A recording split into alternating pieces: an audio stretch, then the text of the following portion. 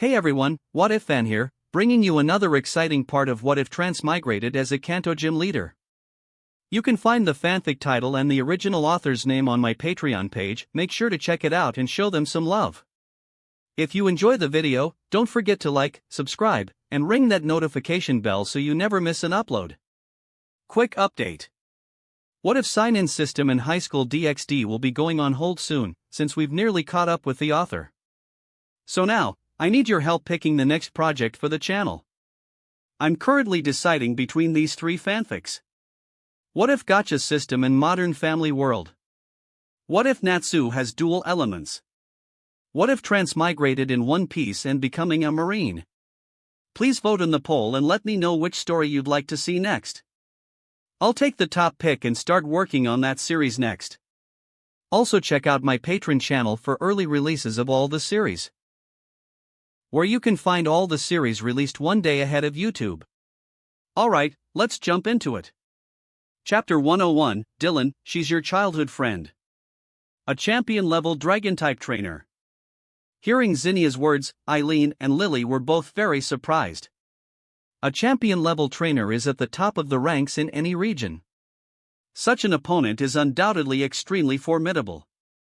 The news that Dylan and Zinnia would battle quickly spread through Meteor Village, attracting not only the elder but also many of the remaining Meteor villagers who came to watch.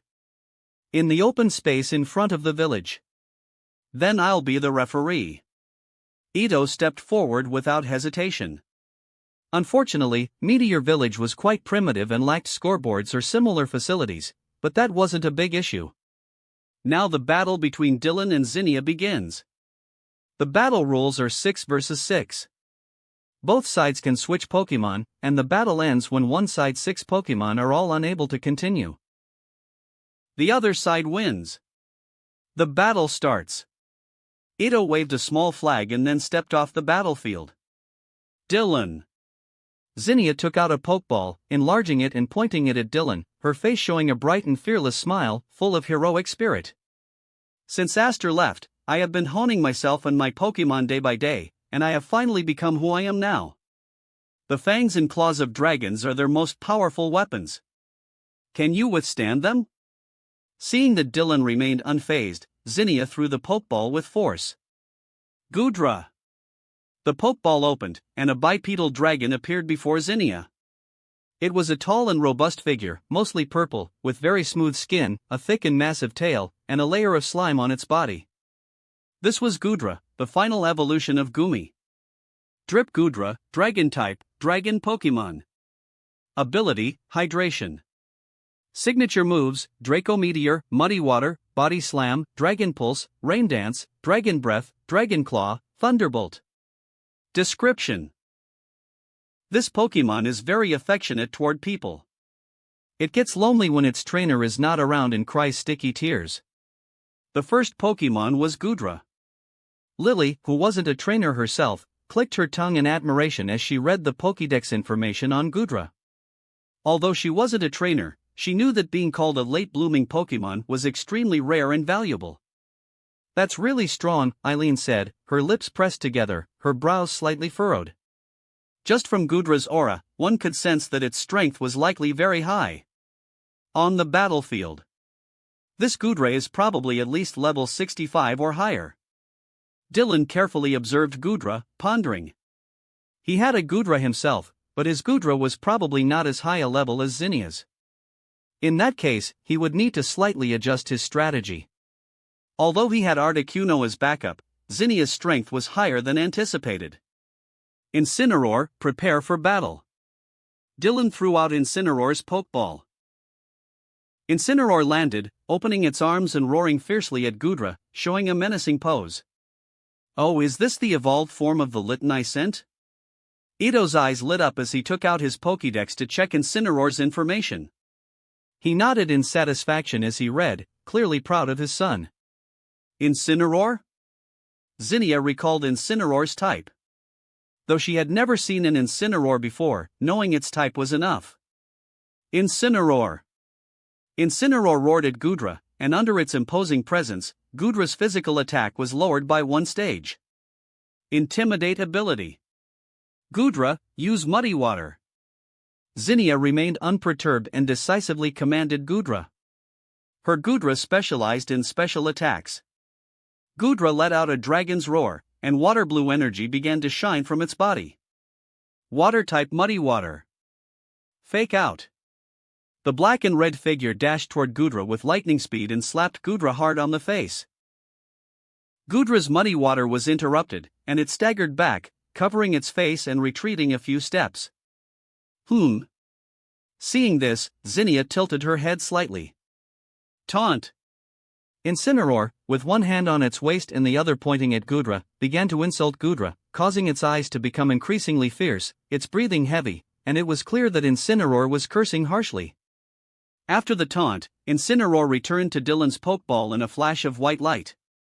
Gudra's white light dissipated, and its physical and special attacks were further reduced by one stage. Zinnia looked somewhat confused. Though her Pokemon was very strong, her experience in battling outsiders was limited. She mostly sparred with elders from her tribe. Dragon-type battles were usually straightforward, but she was a bit taken aback by this tactic. Spooky eyes. Prepare for battle. Sableye appeared before Dylan. Zinnia recognized Sableye. It was a Pokemon of relatively low strength, and she wondered why Dylan chose it as his main.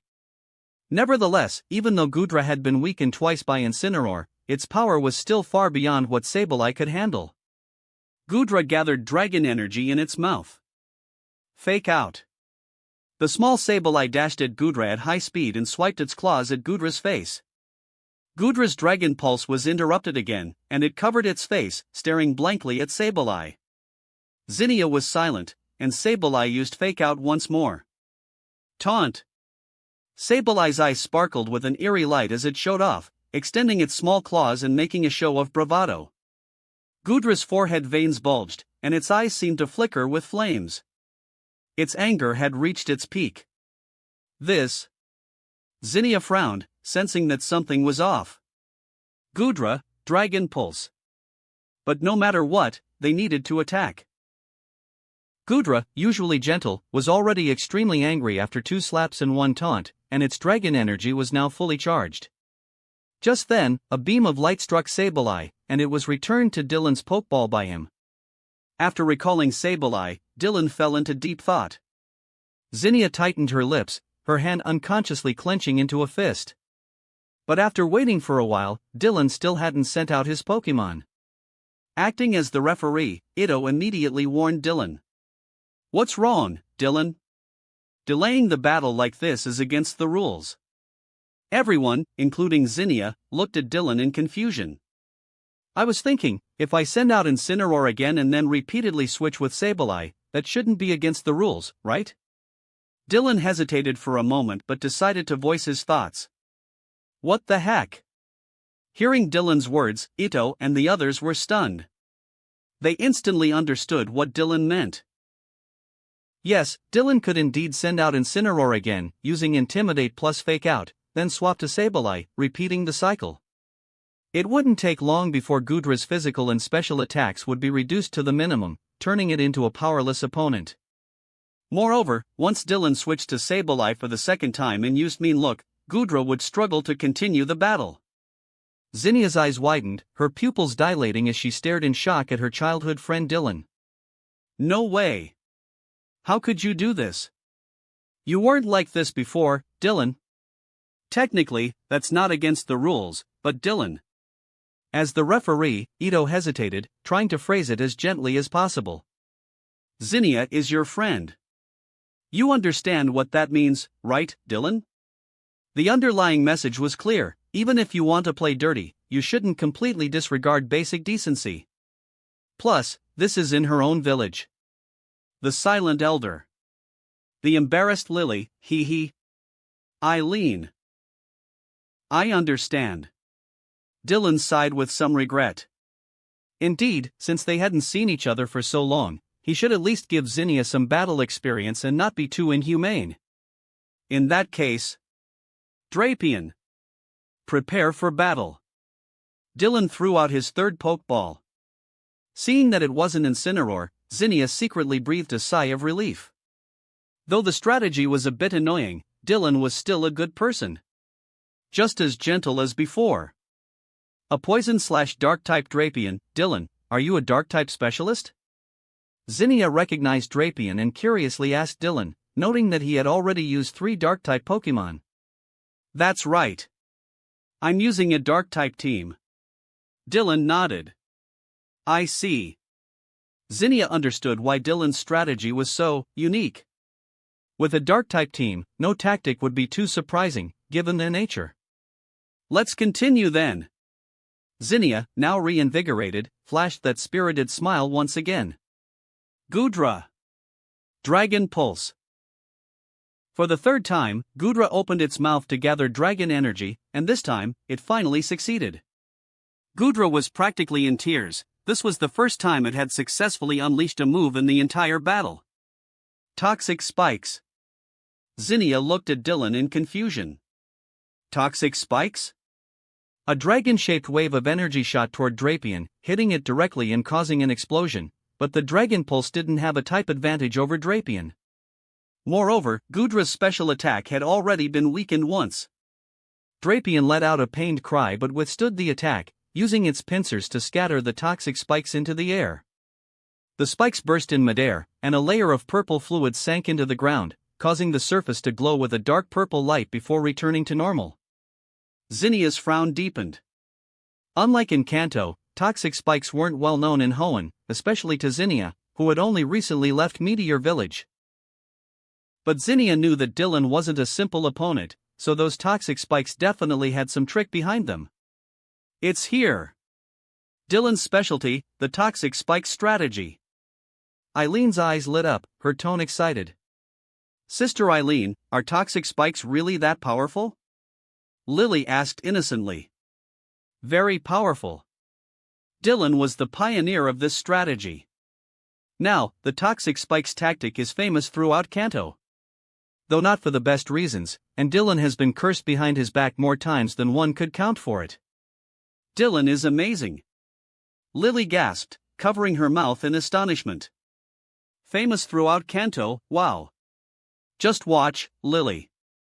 This Goodra is already destined to lose. Eileen's beautiful face was full of confidence as she envisioned Goodra's inevitable defeat. Chapter 102, My Dragon, defeated just like that? Zinnia has been completely outplayed. Ito stroked the stubble on his chin thoughtfully. He knew just how much people in Kanto hated the toxic spike strategy. This child has exceptional talent, but she doesn't have much experience battling with others, the elder side. Zinnia's potential as a trainer was just as great as Aster's. However, because she had been focused solely on training and raising her Pokemon, Zinnia lacked battle experience. The elder had agreed with Ito to let Zinnia battle Dylan partly for this reason. Meanwhile, on the battlefield, Zinnia was considering how to attack. Drapion had only one weakness, ground-type moves. Goodra's physical attacks were decent enough. However, after being hit twice by Incineroar's Intimidate and Parting Shot, Goodra's physical damage output was now far from ideal. Goodra, use Earthquake. Zinnia commanded decisively.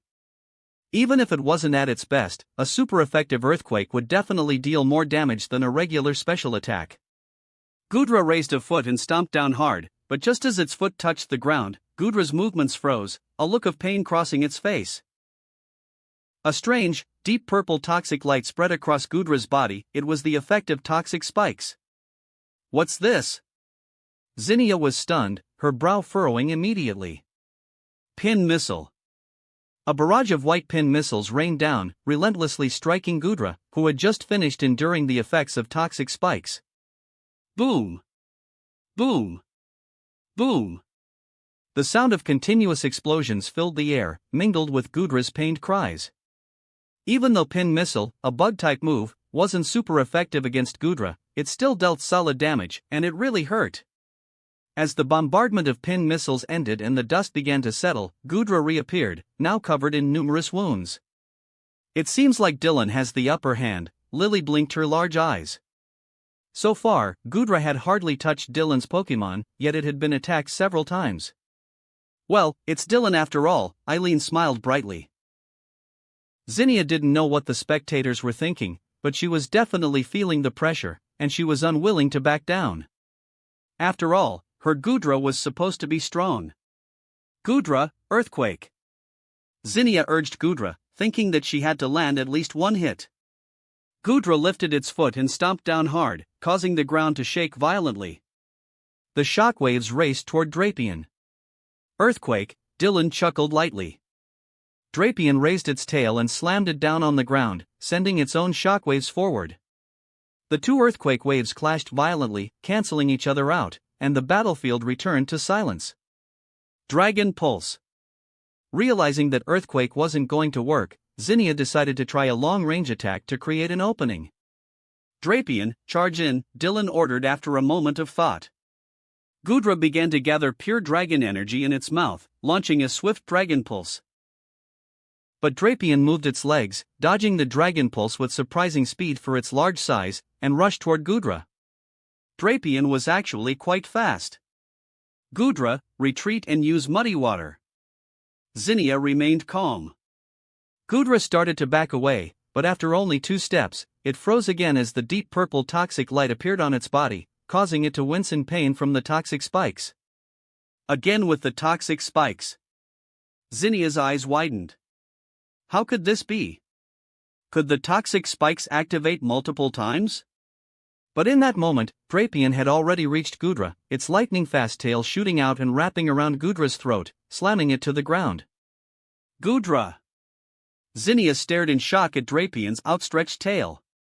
Gudra struggled desperately to break free from Drapion's grip, but the tail was like an unbreakable iron shackle, choking it and causing immense pain. Gudra! Use thunder! Cross poison, interrupt it! Gudra's body began to crackle with golden electricity, but Drapion was quicker. Its tail tightened around Gudra's throat, lifting it into the air. Its pincers glowed with a purple light, and a cross-shaped energy blade slashed out. Boom! The cross poison struck Gudra squarely, exploding on impact. Gudra let out a pained cry, the electricity around it dimming. Gudra! Zinnia was already reaching for Gudra's pokeball, ready to recall it. This wasn't going well. Drapion! D.R.A. Drapion let out a vicious growl, lifting Gudra higher with its tail before slamming it down hard. Boom! Gudra hit the ground with a heavy thud, the impact causing the ground to tremble. Gudra lay there with its eyes closed, enduring the pain. But the next moment. D.R.A. The deep purple toxic light flared up on Gudra's body for the 3rd time. Gudra cried out in agony, its body writhing as it struggled to escape Drapion's grip. But Drapion's tail held it down like an unbreakable iron clamp, pinning Gudra to the ground. Ah! Lily covered her mouth in horror, looking at the pitiful state of Gudra. She felt goosebumps all over her body. Poor Gudra! Earthquake! Drapion lifted its 2 front legs and slammed them down, using Earthquake. Boom! The physical shockwaves of Earthquake rippled out, hitting Gudra's body hard. The helpless Gudra, pressed against the ground, endured the full force of the earthquake, and finally, its body went limp, its eyes swirling in defeat. Seeing this, Zinnia, who had already taken out the pokeball, frowned deeply. Gudra is unable to battle. Drapion wins, Ito announced the battle result. It felt like Gudra was just taking hits the whole time. Lily murmured, watching as Zinnia recalled Gudra. But this was supposed to be a fully grown late-blooming Pokemon, so it should have been very powerful. No need to just feel it, that's exactly what happened. Lily shook her head. Zinnia's Gudra is strong, but it never had a chance to show it. Dylan completely targeted it. Part of it is also because Zinnia isn't familiar with Dylan's battle style. A proud pseudo-legendary Pokemon, and it didn't even get to do anything before going down.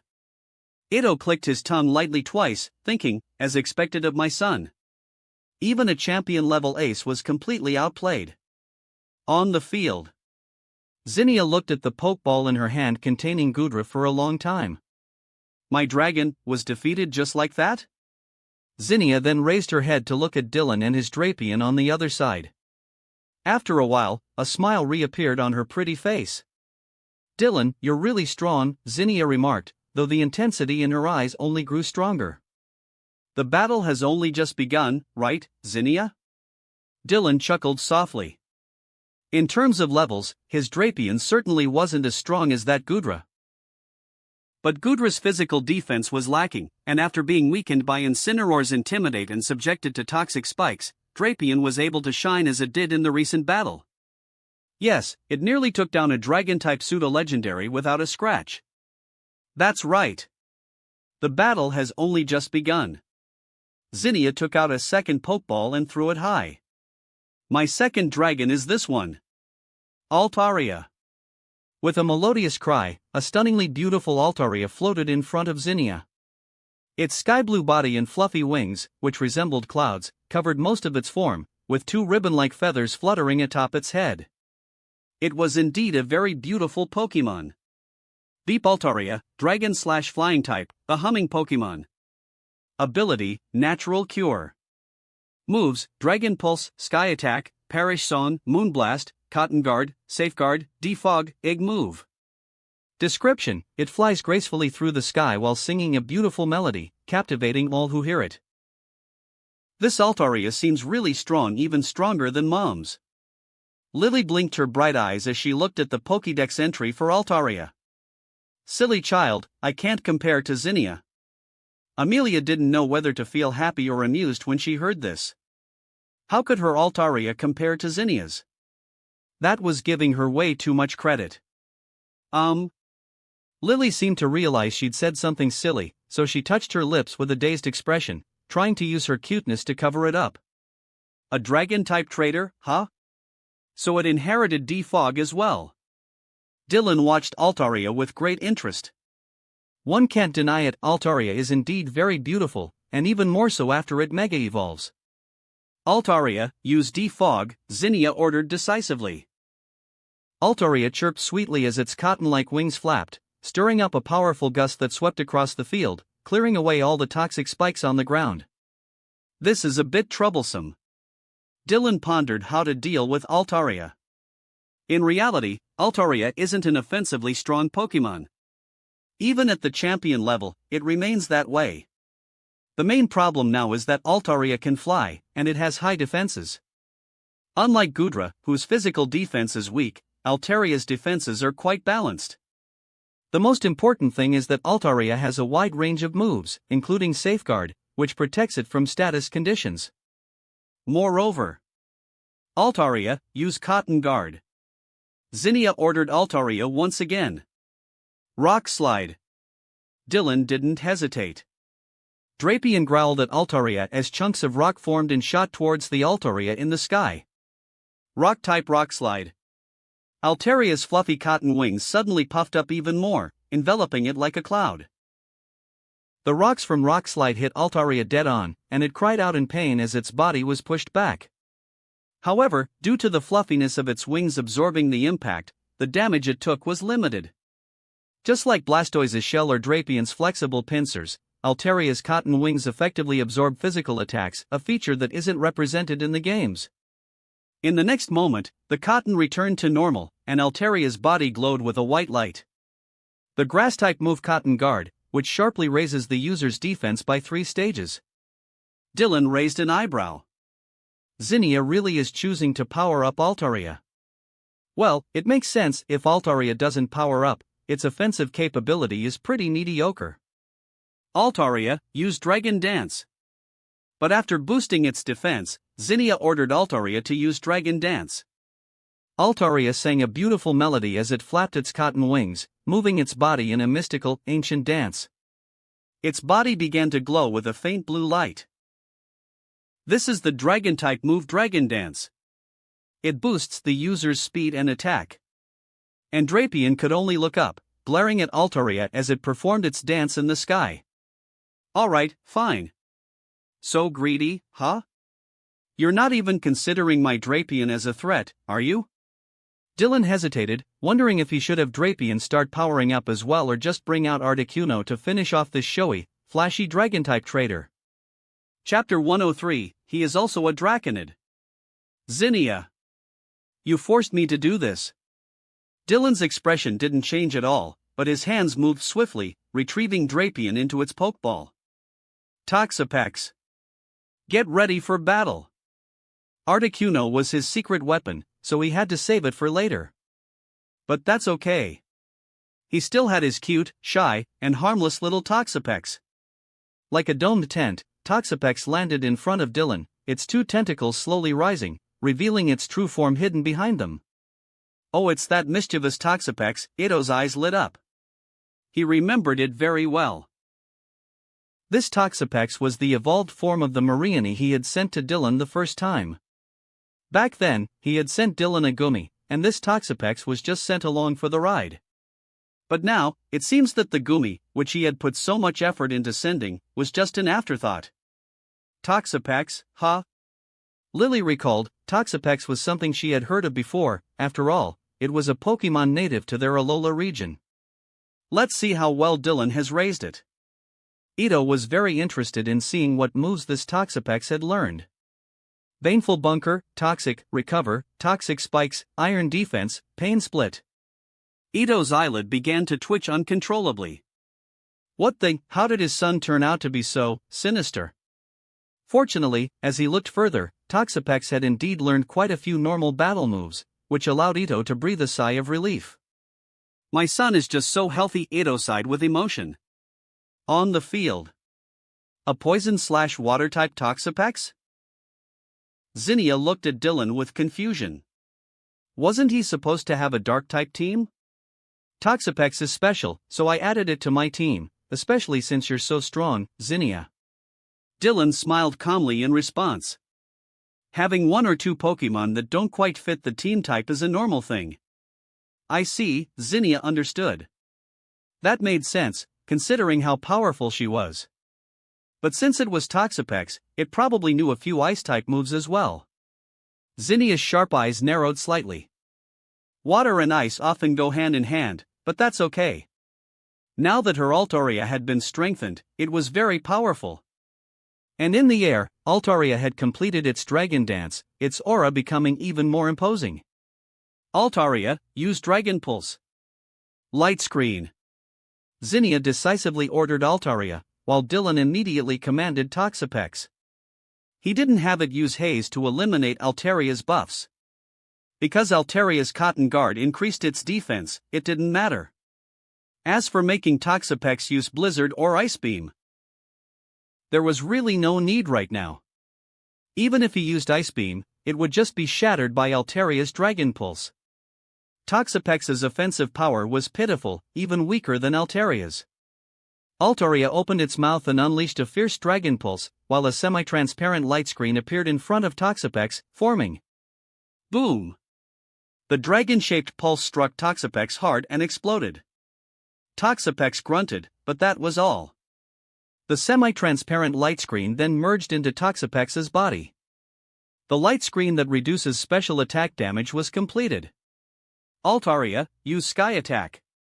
The light screen's damage reduction for special attacks was too high, so Zinnia could only use physical attacks. Fortunately, Altaria had already used Dragon Dance once. Altaria spread its wings wide, and a red aura began to surround its body before it suddenly dove down. A flying-type Sky Attack. During the flight, the red aura boiled and burned, eventually forming a majestic divine bird. Gotcha, Dylan chuckled. Zinnia was so straightforward. Coo! The divine bird's cry echoed as the imposing Sky Attack descended from the sky, closing in on Toxapex. Toxapex, use Baneful Bunker. Toxapex let out a low hum, spreading its two tentacles wide, and an eerie, deep purple barrier enveloped it.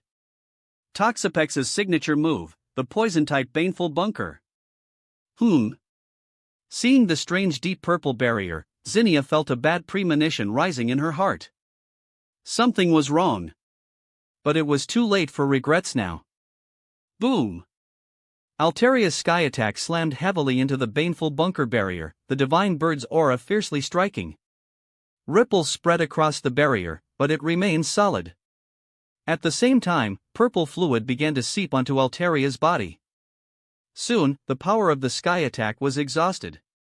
As Altaria retreated, its aura dissipating, a sinister purple glow began to flicker across its body.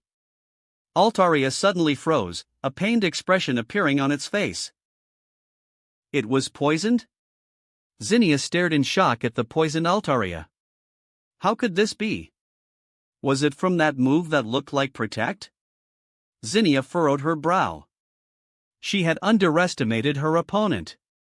She should have used Safeguard on Altaria before attacking. Ice Beam. Dylan, however, didn't hesitate to take advantage of the situation, pressing his attack while Altaria was vulnerable. Toxapex raised its tentacles, aiming at Altaria, as icy blue energy coalesced. A jagged, winding beam of ice shot toward Altaria. An ice-type ice beam. Altaria, dodge quickly. Zinnia's pupils contracted. Ice beam's damage against Altaria would be too high. But how could it dodge? Altaria, struggling with the poison's encroaching pain, tried to flap its wings to evade, but it was a step too slow. The ice beam struck Altaria's wing joint, and it let out a pained scream. The originally melodious voice now sounded sharp from the pain. A quadruple effective ice beam. Combined with Merciless Effect, even with Toxapex's low special attack, it was a massive blow to Altaria. It wasn't knocked out only due to the level difference, Toxapex's low special attack, and Altaria's high special defense.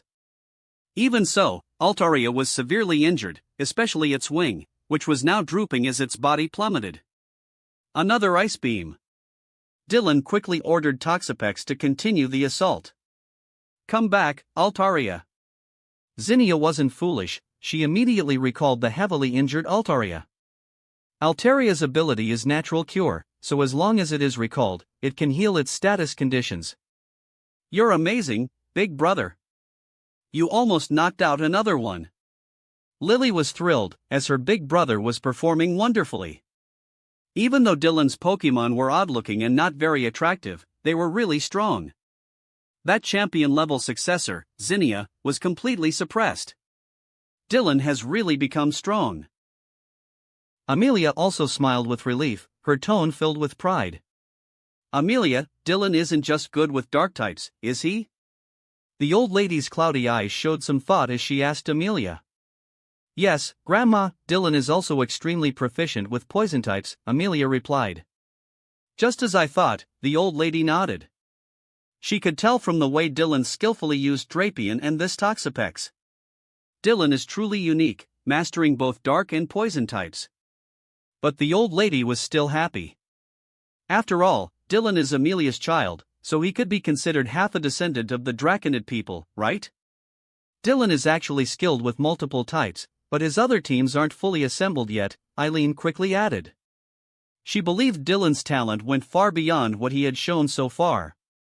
And wasn't Dylan already preparing a Ghost-type team? She believed his Ghost-type team would amaze everyone too. Does Dylan use Dragon-type Pokémon? The old lady asked, looking at the elegant young woman. I haven't seen him use them in battle, but Dylan does have a Goodra and a Dragonite as his main dragon types, Eileen thought for a moment before responding. I see. The old lady fell into thought. If Dylan is really proficient with dragon types. No, considering Dylan's current battle strategies, it doesn't make sense for him not to use dragon types. After all, there's not much to say about dragon type tactics, dragons are simply superior in strength and physique compared to other types. Dragon type Pokémon are powerful for no other reason than that they are dragons. However, dragon type Pokémon are difficult to train, and few trainers can truly master them. Since he has the blood of the Draconid people, he is naturally connected to dragons. The old lady's kind face broke into a smile as she had an idea. As a half-descendant of the Draconid people, how could he not have a dragon-type team? Especially since Dylan already has a Goodra and a Dragonite, both of which are powerful dragons. Yes, Dylan must train dragons. Dragons are the strongest type. The Draconid people revere their dragon god, Rayquaza, which is why they have an unparalleled passion for dragon-type Pokémon. They firmly believe that dragons are the strongest Pokémon. Because in their eyes, their dragon god is the strongest, isn't he? On the battlefield. Zinnia's smile had slowly disappeared, and she stared solemnly at the ugly Toxapex. This creature is difficult to deal with. The light screen it has up is the main issue, and the fact that Altaria suddenly got poisoned is bothering Zinnia. She strongly suspects it was because of that purple version of Protect. Otherwise, it doesn't make sense for Altaria to get poisoned so suddenly. Tyrant Rum. After some thought, Zinnia sent out her third Pokemon. Accompanied by a fierce roar, a dragon with an extremely ferocious appearance landed in front of Zinnia. It looked like a huge, bipedal, dark red Tyrannosaurus Rex, with a strong and burly build. There were orange rock-like protrusions around its eyes and tail, giving it a savage and powerful aura. It was Tyrant Rum. Deep Tyrant Rum, Rock/Dragon type, the Despot Pokemon. Ability: Strong Jaw moves, Head Smash, Giga Impact, Horn Drill, Earthquake, Dragon Claw, Crunch, Rock Slide, Rock Polish. Inherited. Description: a Pokemon from about 100 million years ago. Though it's brutal, its dignified manner gives it a slight royal demeanor. It looked incredibly fierce. Lily read the description on her Pokédex and thought that this Tyrant Rum was probably very formidable. But Big Brother will surely be fine. Tyrant Rum, huh? Still relying on brute force. But Zinnia, using sheer power alone won't take down my Toxapex. Dylan raised an eyebrow and reminded Zinnia with a smile. Although his Toxapex was weak in direct confrontations, it was incredibly difficult to deal with. Tyrant Rum was indeed very powerful, but too bad, Bunker Down is perfect for countering such close-range brute force. Dylan, I'll show you that Dragon's power isn't something some petty tricks can defeat. Though Zinnia was at a disadvantage, she dramatically flipped her cape, looking incredibly cool. The only reason she struggled earlier was that she didn't understand this Toxapex. This time, she would show Dylan that a mere Toxapex couldn't stop a dragon. Yes, Zinnia had already decided that if Tyrant Rum couldn't deal with this small creature, she would immediately send out her ace, Salamence, to Mega-Evolve and obliterate it. As the heir of the Draconid people and a champion-level Dragon-type trainer, how could she not defeat a mere gym leader? How could she face others as the heir of the Draconid people if she couldn't? She might as well hand over her heir status to Dylan. Chapter 104, Grandfather Must Assemble. Winning means being the successor, losing is just being a defeated dog. Zinnia's eyes seemed to burn with flames. That's right, she would definitely win. Dylan was just a gym leader. She wouldn't lose. She couldn't lose. She would win. Tyrant Rum. Use Earthquake. Zinnia commanded with great momentum. She would prove that her dragons were not some strange and meaningless little creatures that could be defeated. Tyrant Rum let out a deep, fierce roar, lifted a massive leg, and stomped down hard. Earthquake. Boom. Boom. The entire battlefield shook violently, even affecting the spectators, including Lily. A wave of tangible earthquake shockwaves surged forward, rapidly approaching Toxapex. Toxic spikes. Dylan glanced at Tyrant Rum and gave the order. Toxapex's two tentacles rose, and purple energy spheres began to form. Zinnia's eyes narrowed. This toxic spikes again.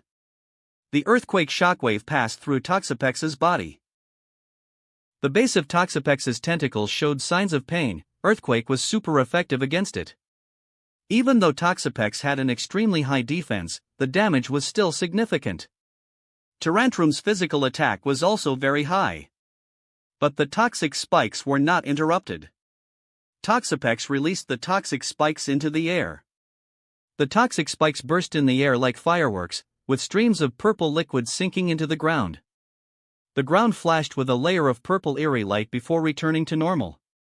Tyrant Rum. Zinnia contemplated for a moment and signaled Tyrant Rum. Toxic spikes are intermittent triggers, and this unpredictability is too much.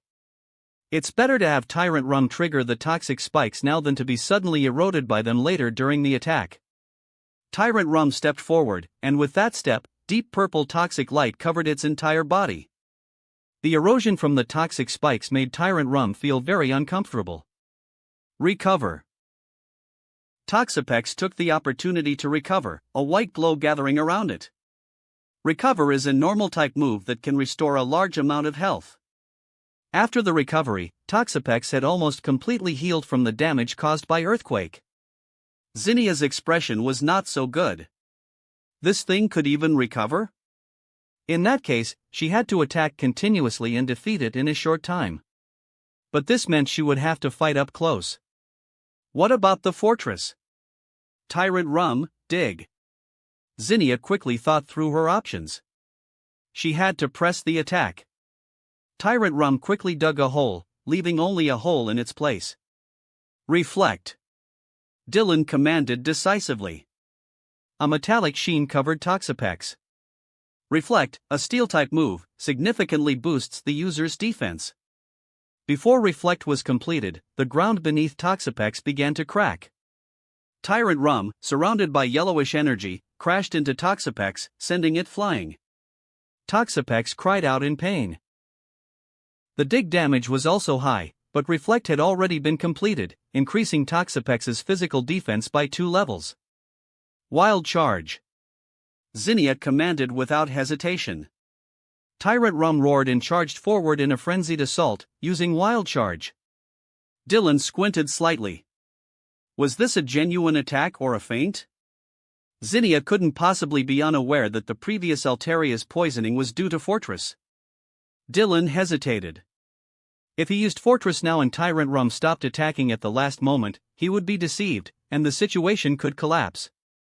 However, seeing Tyrantrum's increasing speed, Dylan thought he might be overthinking it. Zinnia was simply going all out. Fortress. The deep purple barrier appeared in front of Toxapex. Fortress. Bang! Tyrantrum's wild charge collided heavily with the fortress barrier, and a violent gust of wind spread out. Purple fluid from the fortress spread into Tyrant Rum. Zinnia, noticing this, realized it was a toxic version of Protect. What a sneaky move! Wild Charge ended, and the fortress dissipated into light particles. Tyrant Rum took a step back, and toxic light shone from its body. Tyrant Rum roared in pain. It was poisoned. And with the added erosion from toxic spikes, the dual poisoning made Tyrant Rum suffer greatly. Ice Beam. Toxapex wasn't idle either. Its tentacles raised and aimed at Tyrant Rum, shooting a beam of icy blue energy. Crack! Crack! The ice beam hit Tyrantrum's face, the sound of frost forming incessant. Tyrant Rum roared even louder. Ice Beam is double effective against Tyrant Rum, and with the Infiltrator ability, Toxapex's attack hits critical points. Although Toxapex's special attack isn't high, Tyrantrum's special defense is also average, so the damage from freeze-dry was quite significant. Tyrant Rum. Hang in there. Use Psychic Fangs. Zinnia grit her teeth and shouted at Tyrant Rum. Everything was going as expected. With both poisoning and toxic spikes erosion triggered, Tyrant Rum could use this time to defeat Toxapex in one go. Tyrant Rum, with its frost-covered, fierce face, roared angrily.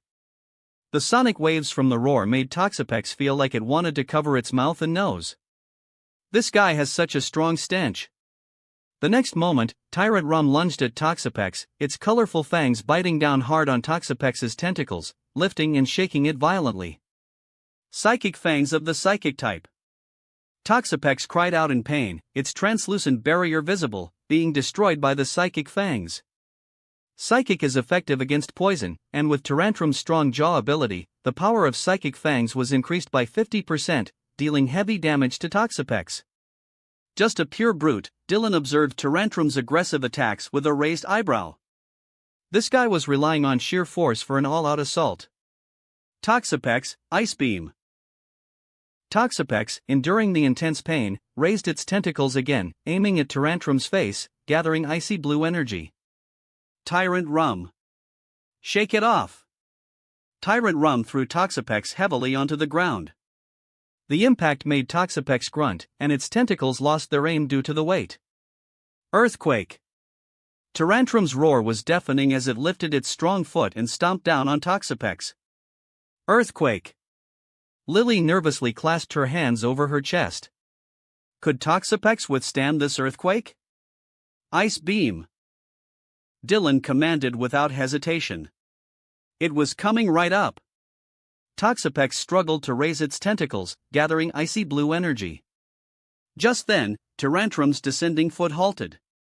Its face showed pain and horror as toxic light erupted. The poison was eroding now. Zinnia's pupils contracted. Tyrant Rum was in a very bad state. If Toxapex wasn't finished now, there would be no chance left. Tyrant Rum. Roar! Hearing Zinnia's voice, Tyrant Rum endured the pain from the toxins and stomped down with its powerful foot. Crack! Crack! Boom! Toxapex's freeze-dry struck Tyrantrum's face, and Tyrant Rum roared in pain again. Its massive, fearsome body began to tilt and fall. Thud! Tyrant Rum fell to the ground, unable to rise. But the earthquake had also been successful, even directly stomping on Toxapex. Toxapex curled up in pain. The earthquake shockwaves raged, shaking Toxapex violently. How is it? Toxapex can't possibly hold on, right? Tyrant Rum seems to have lost its fighting ability in the end. Dylan is really impressive, managing to fight so well against Zinnia. The Draconid tribe watching the battle murmured among themselves. Compared to the previous battles, this one was undoubtedly much more intense and thrilling. The wild Tyrantrum's frenzied attack also provided a visual spectacle. The earthquake gradually subsided. Toxapex and Tyrant Rum have both lost their fighting abilities. Ito observed the two Pokémon and confirmed the result. They ended up taking each other down. Lily and the others were somewhat surprised but also found it understandable. Thank you for your hard work. You'll be well rewarded after this, Dylan gently reassured Toxapex. Perhaps Ice Beam shouldn't have been used in the end, but recover? No, after recover, Tyrant Rum could still use Psychic Fangs. Toxapex did well to take down Tyrant Rum. Indeed, Zinnia, your Tyrant Rum is very strong. Dylan looked at Zinnia and smiled, praising her. Although relying solely on brute force might seem a bit rough to Dylan, it had to be said that it was quite effective at times, just like Tyrant Rum earlier. It managed to take down Toxapex. This is only natural, Dylan. My power is not limited to this. Zinnia's face broke into a fearless, confident smile again. She knew her dragons wouldn't let her down. The battle was exhilarating. Even though it took 2 versus 1 to take down Toxapex, and Altaria hadn't contributed much damage, winning was still a proof. Toxapex was out of commission. Oh? Then I'll have to continue watching. Dylan smiled and elegantly adjusted his collar. Honestly, battling Zinnia was easier than he had imagined. He wasn't sure if it was because Zinnia's battle style was too straightforward or because his own strength was actually higher than he had expected. Clearly, Zinnia's Pokémon strength levels were definitely not an issue. The problem seemed to lie with Zinnia. Although her raw strength was fine, her command was slightly problematic. Perhaps it wouldn't be noticeable against other trainers who also preferred direct confrontations, but against someone who plays tricks like Dylan, Zinnia had some trouble. But that's understandable. Zinnia had only recently left the Meteor Village and was still growing. Then watch closely. My 4th dragon is this one. Zinnia dramatically threw her 4th Pokeball. Hydreigon. With a flash of white light, a fearsome Hydreigon appeared in front of Zinnia. Its body was predominantly blue, covered in black fur, with 3 pairs of wings on its back, and the most unusual feature was its 3 heads. This is Hydreigon. Lily's eyes widened. First, Altaria, and now Hydreigon? Ding! Hydreigon, Dark/Dragon type, brutal Pokémon. Ability, Levitate moves, Dark Pulse, Draco Meteor, Dragon Pulse, Trick, Roar, Dragon Rush, Tri-Attack, Dark Pulse. Description, it bites anything that moves. Many legends mention Hydreigon destroying villages. Such a powerful Hydreigon. There's even a Hydreigon? That seems right. Dylan watched the intimidating and powerful Hydreigon with a twinkle in his eye. Impressive. Indeed, the Meteor People's heir had incredibly rich resources, Altaria, Hydreigon, and the Ace Dragonite, 3 Dragon-type quasi-legends. It was truly extravagant. No matter what, after this battle, Dylan must insist that Zinnia take him to Meteor Falls. After coming this far, he must bring back a dragon-type specialty. That's right, he meant Dragonite. Seeing Zinnia's lineup, Dylan decided that he would definitely assemble a team of 6 dragon-type quasi-legends to face challengers. Altaria, Dragonite, Salamence, Garchomp, Hydreigon, and Dragapult. Well, if he could replace Altaria with Dracovish, that would be even better. Perfect. No, Dylan is cheating. How could he only focus on quasi-legends? He must create the most luxurious dragon-type lineup. Chapter 105, How could you have this thing in your team? Incineroar. After a moment of thought, Dylan decided to send out Incineroar first. The strongest Incineroar in the universe made its grand appearance once again, letting out a menacing roar at Hydreigon, whose 3 heads gave a cold, fierce glare. Intimidate activated. Under the invisible pressure, Hydreigon's white glow dimmed, and its physical attack was lowered by 1 stage. Incineroar is really useful. Ito couldn't help but exclaim. Throughout this battle, he realized that Incineroar was an exceptionally excellent Pokémon. The strategy of combining Intimidate, Fake Out, and Parting Shot directly reduces the opponent's physical attack twice and special attack by 1 stage. It's a combination that fits any team. Most importantly, although Dylan didn't have Incineroar face opponents directly, Ito knew very well that Incineroar itself is actually quite powerful. After all, being one of the starter Pokémon of the Alola region, its combat power couldn't possibly be weak. Again with this Incineroar. Zinnia's face darkened, and her brows furrowed. Just the sight of this fierce and muscular Incineroar made her sick.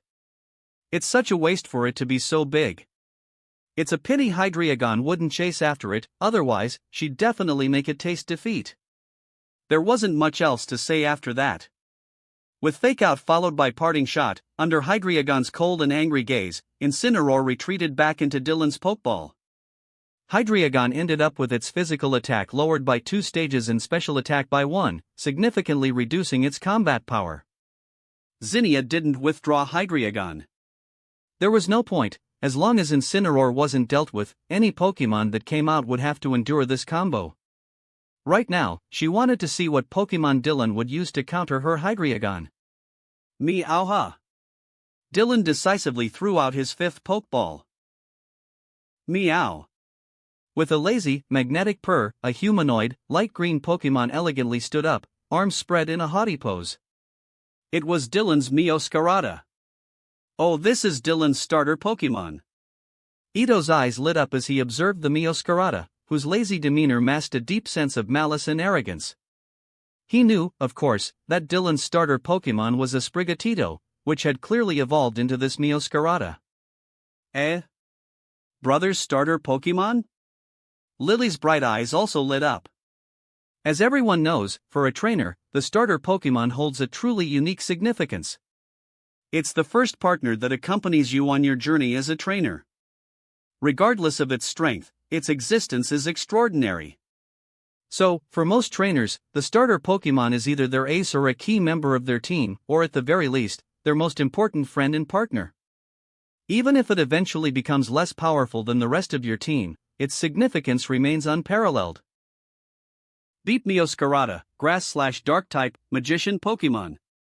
Ability, Overgrow. Moves, Flower Trick, Leaf Storm, Grassy Terrain, Play Rough, Energy Ball, Knock Off, U-Turn, Sucker Punch, Frenzy Plant. Description: it skillfully distracts its enemies and then detonates a pollen-filled flower bomb it secretly planted. Amazing! Lily curiously watched the mischievous and arrogant Meowscarada. She wasn't sure how strong it was, but it certainly seemed powerful. A Grass/Dark type Meowscarada, Zinnia squinted slightly. That type combination is 4 times weak to bug moves. However, Hydreigon only knew U-Turn as a bug-type move. Still, that wasn't a big issue. Even if Hydreigon was weakened, there's no way it would lose to just a grass-type cat. Hydreigon. Use Flamethrower. Zinnia quickly launched her attack. Hydreigon growled, and the mouths of its 3 heads filled with fire. Indeed, Hydreigon might only have consciousness and a brain in its central head, but its left and right heads can still attack, though they lack the power of the central head. This is one of Hydreigon's natural advantages. The next moment, Hydreigon flew to the front and above Meowscarada, firing 3 streams of flames toward the ground. A fire-type flamethrower. Sucker Punch, Dylan said with a faint smile.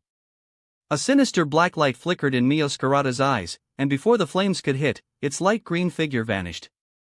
A dark-type priority move, Sucker Punch. So fast. Zinnia's eyes sharpened.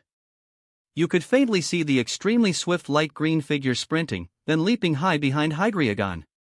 With its superior jumping ability and the acceleration of Sucker Punch, Meowscarada was behind Hydreigon in the blink of an eye. Hydreigon, it's behind you, use Flamethrower. Zinnia quickly commanded Hydreigon. Hydreigon's 2 side heads immediately turned backward, red flames gathering, and it used Flamethrower. Meow. But Meowscarada did a backflip, its right foot surrounded by a dark aura, landing a heavy kick on Hydreigon's back. A dark-type Sucker Punch. Hydreigon grunted. The damage from Sucker Punch wasn't much, but the impact knocked it down slightly in altitude. But that slight drop meant that Hydreigon's double flamethrower missed Meowscarada, shooting past below it. Meowscarada landed right on Hydreigon's back. Hydreigon sensed something on its back, glancing back at Meowscarada with an angry roar. Hydreigon. Ascend rapidly. Zinnia's expression grew grim.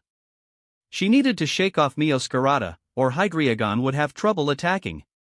Hydreigon suddenly shot upwards, trying to use high-speed maneuvers to shake off Meowscarada from its back. Play rough.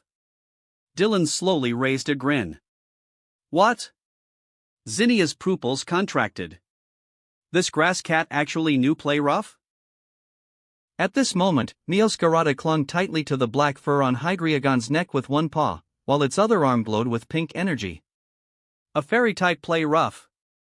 And Hydreigon, a dark/dragon type, is 4 times weak to fairy moves. Hydreigon. Dive down. Zinnia shouted urgently. Hydreigon quickly spun around and began a high-speed dive. Hydreigon's speed kept increasing, and Meowscarada found it increasingly difficult to maintain its balance, almost falling off. Fortunately, it managed to grab onto the fur on Hydreigon's neck. Meanwhile, Meowscarada's left paw kept hammering at Hydreigon. Play rough was very painful. Hydreigon roared in agony, its body wobbling and struggling to fly straight. Even if Meowscarada couldn't attack with full strength in this state, play rough was still too much for Hydreigon. After the 4th hit from Meowscarada, which essentially amounted to a full play rough attack, Hydreigon finally couldn't hold on any longer and fell with a wail. Boom! Under Zinnia's grim expression, the Hydreigon crashed heavily to the ground. Dust billowed up, and the ground trembled slightly, showing just how hard it had fallen. Play rough. But Dylan didn't wait for the dust to settle before ordering Meowscarada to attack again. The previous play rough had severely injured Hydreigon, another hit would be perfect. Through the hazy dust, Meowscarada remained on top of Hydreigon, its sharp claws and fangs, glowing with a pink aura, continually striking at Hydreigon. Hydreigon's pained growls echoed again. When the dust finally began to clear, Meowscarada gracefully stood up and walked back to Dylan with elegant cat-like steps. At the bottom of the pit, Hydreigon was already unconscious. Meowscarada's unsuccessful initial surprise attack, the heavy impact from the fall, and 2 quadruple effective play roughs, Hydreigon simply couldn't withstand it. Silence. The crowd fell completely silent. The Draconid people stared at the defeated Hydreigon with strange looks in their eyes. Zinnia's Hydreigon was her strongest dragon type after her ace, Salamence. Yet now it had been defeated without accomplishing anything. Well, it did do something. It spewed fire twice. It was clear that the main reason was that the agile Meowscarada found an opportunity to get on Hydreigon's back, but regardless of the process, the outcome was that Hydreigon was utterly defeated. Zinnia was also completely silent, staring at Hydreigon, lost in thought. Hydreigon is unable to battle. Meowscarada wins. Ito announced the result of the battle. Yay! Meowscarada is amazing. Lily cheered, waving her tiny fists. As expected of her brother's first Pokémon. Who cares about Hydreigon, the pseudo-legendary? Ha, we took it down easily. Zinnia recalled Hydreigon and stared at its Pokeball for a long time, taking a deep breath to calm her turbulent emotions. Zinnia's gaze toward Dylan had subtly changed as she took out another Pokeball and threw it. Salamence. Roar. A dragon's roar echoed through the sky as crimson wings spread wide. A fearsome, incredibly fierce dragon looked down at Meowscarada with its savage eyes. A four-legged dragon Pokémon with striking, blood-red wings, a long tail, and a deep blue body. It was none other than Salamence, the pseudo-legendary dragon Pokémon. The aura of Dragon's majesty spread, and even Lily could sense something was off. This Salamence was clearly stronger than Zinnia's previous Pokémon. Another pseudo-legendary dragon type. Lily took out her Pokédex and pointed it at Salamence. Deep Salamence, dragon/flying type, the dragon Pokémon. Ability, Intimidate. Moves, Double Edge, Flamethrower, Zen Headbutt, Dragon Claw, Dragon Rush, Hyper Beam, Hurricane. Description. With wings that finally grew, it soars in the vast sky, spewing flames and excitement and turning the ground into a burning field. No doubt, an extremely powerful Salamence. But what happened next shocked Lily and Eileen beyond words. Salamence. Zinnia raised her arm, and the mega bracelet on her leg lit up with a brilliant light. Almost simultaneously, the Mega Evolution Stone on Salamance's neck shone, enveloping it in a thick aura of evolutionary energy. Mega Evolution, a step beyond evolution. Is that an evolution? How? Salamence can evolve further? Lily and Eileen watched in astonishment as Salamence underwent another evolution mid-air. How was this possible? Soon, the light of evolution faded, revealing a completely new form of Salamence to everyone. The most notable difference from its regular form was the magnificent, blood-red wings. They twisted and merged to form a massive crescent shape, a spectacular and awe-inspiring sight. Its head, neck, and body were sleeker than before, and its limbs had shortened, but its tail had grown longer and more slender. This was Mega Salamence. Meowscarada's beautiful cat-like eyes focused on Mega Salamence, and its expression grew serious. As a Pokémon, it could more directly sense the immense and overwhelming pressure. This opponent was incredibly strong. An impressive Mega Salamence, indeed. But, Zinnia? Dylan observed the Mega Salamence for a while before looking toward Zinnia. Zinnia returned a puzzled look. Could it be that you're getting serious just because Hydreigon got taken down? Dylan thought for a moment and chose his words carefully to ask Zinnia. Why else would she suddenly bring out her ace and Mega Evolve without saying a word? Of course not. Zinnia's expression stiffened, but then she waved her hand dismissively, pretending to be nonchalant. Battles are normal in Pokémon battles. I don't take them to heart. I'm not that kind of person. A bright smile reappeared on Zinnia's face. Well then, Dylan, this Mega Salamence is my strongest ace. Please experience its power to the fullest. I can feel it. To show my respect, I must use my own ace. Dylan recalled Meowscarada and smiled as he took out a premier ball. Oh? Zinnia was quite curious. Dylan's ace, huh? Then. Yow! A clear, melodious cry rang out, and a legendary ice blue bird gracefully flapped its wings, floating in front of Mega Salamence. A soft blue light shimmered across its feathers. The legendary Articuno. Zinnia's expression froze, staring at Dylan with a face full of question marks.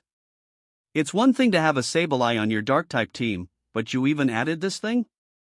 Chapter 106, the Dragon type doesn't seem that strong. In the sky, a graceful and magnificent Articuno faced off against a fierce and intimidating Mega Salamence. Articuno is so beautiful.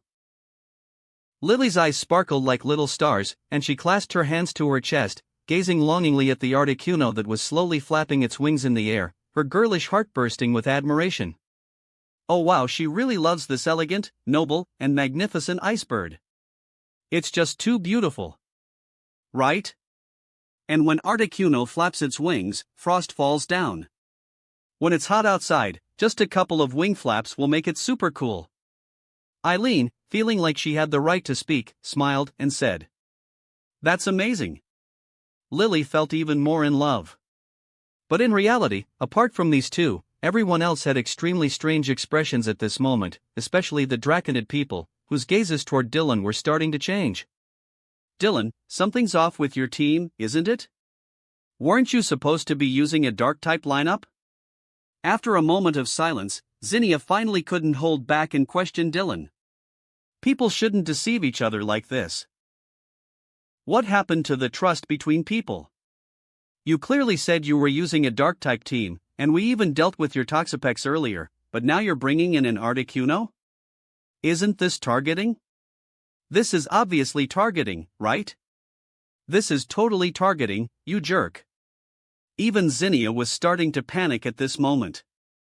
Even with a Mega Evolution, Mega Salamence has a quadruple weakness to ice. And it's not just any Ice-type Pokemon, it's Articuno, the legendary Ice-type Pokemon. It would have been one thing if you were just targeting me with an Ice-type, but you're targeting me with a legendary Ice-type Pokemon? Is this how you treat a childhood friend? We haven't seen each other in years. We even played in the mud together when we were kids. That's right, so my team has 4 Dark-type Pokemon, Dylan shrugged with an innocent look. I said it was a Dark-type team, but I never said it was purely Dark-type. There's nothing wrong with that. Zinnia, it's mainly because you're so strong, you know? I had no choice but to use my trump card, Articuno. Too bad I haven't captured the ancient blade leopard yet. Otherwise, I wouldn't need to use Articuno. Yes, the ancient blade leopard, one of Paldea's legendary treasures of ruin, is a dark/ice-type legendary Pokemon. One of the few major C-rank Pokemon among ice types. Purely in terms of combat strength, the ancient blade leopard is much stronger than Articuno and could still fit into a dark-type team. Zinnia was utterly baffled, feeling like her face was full of question marks. Is this even human speech? Fine. Zinnia gritted her teeth and finally squeezed out those 3 words through clenched teeth. Dylan, well done. As expected, the kind Dylan I remembered has been swept away by the wind. The one before me now is the wicked, shameless gym leader Dylan. Zinnia, you're the heir of the Draconid people.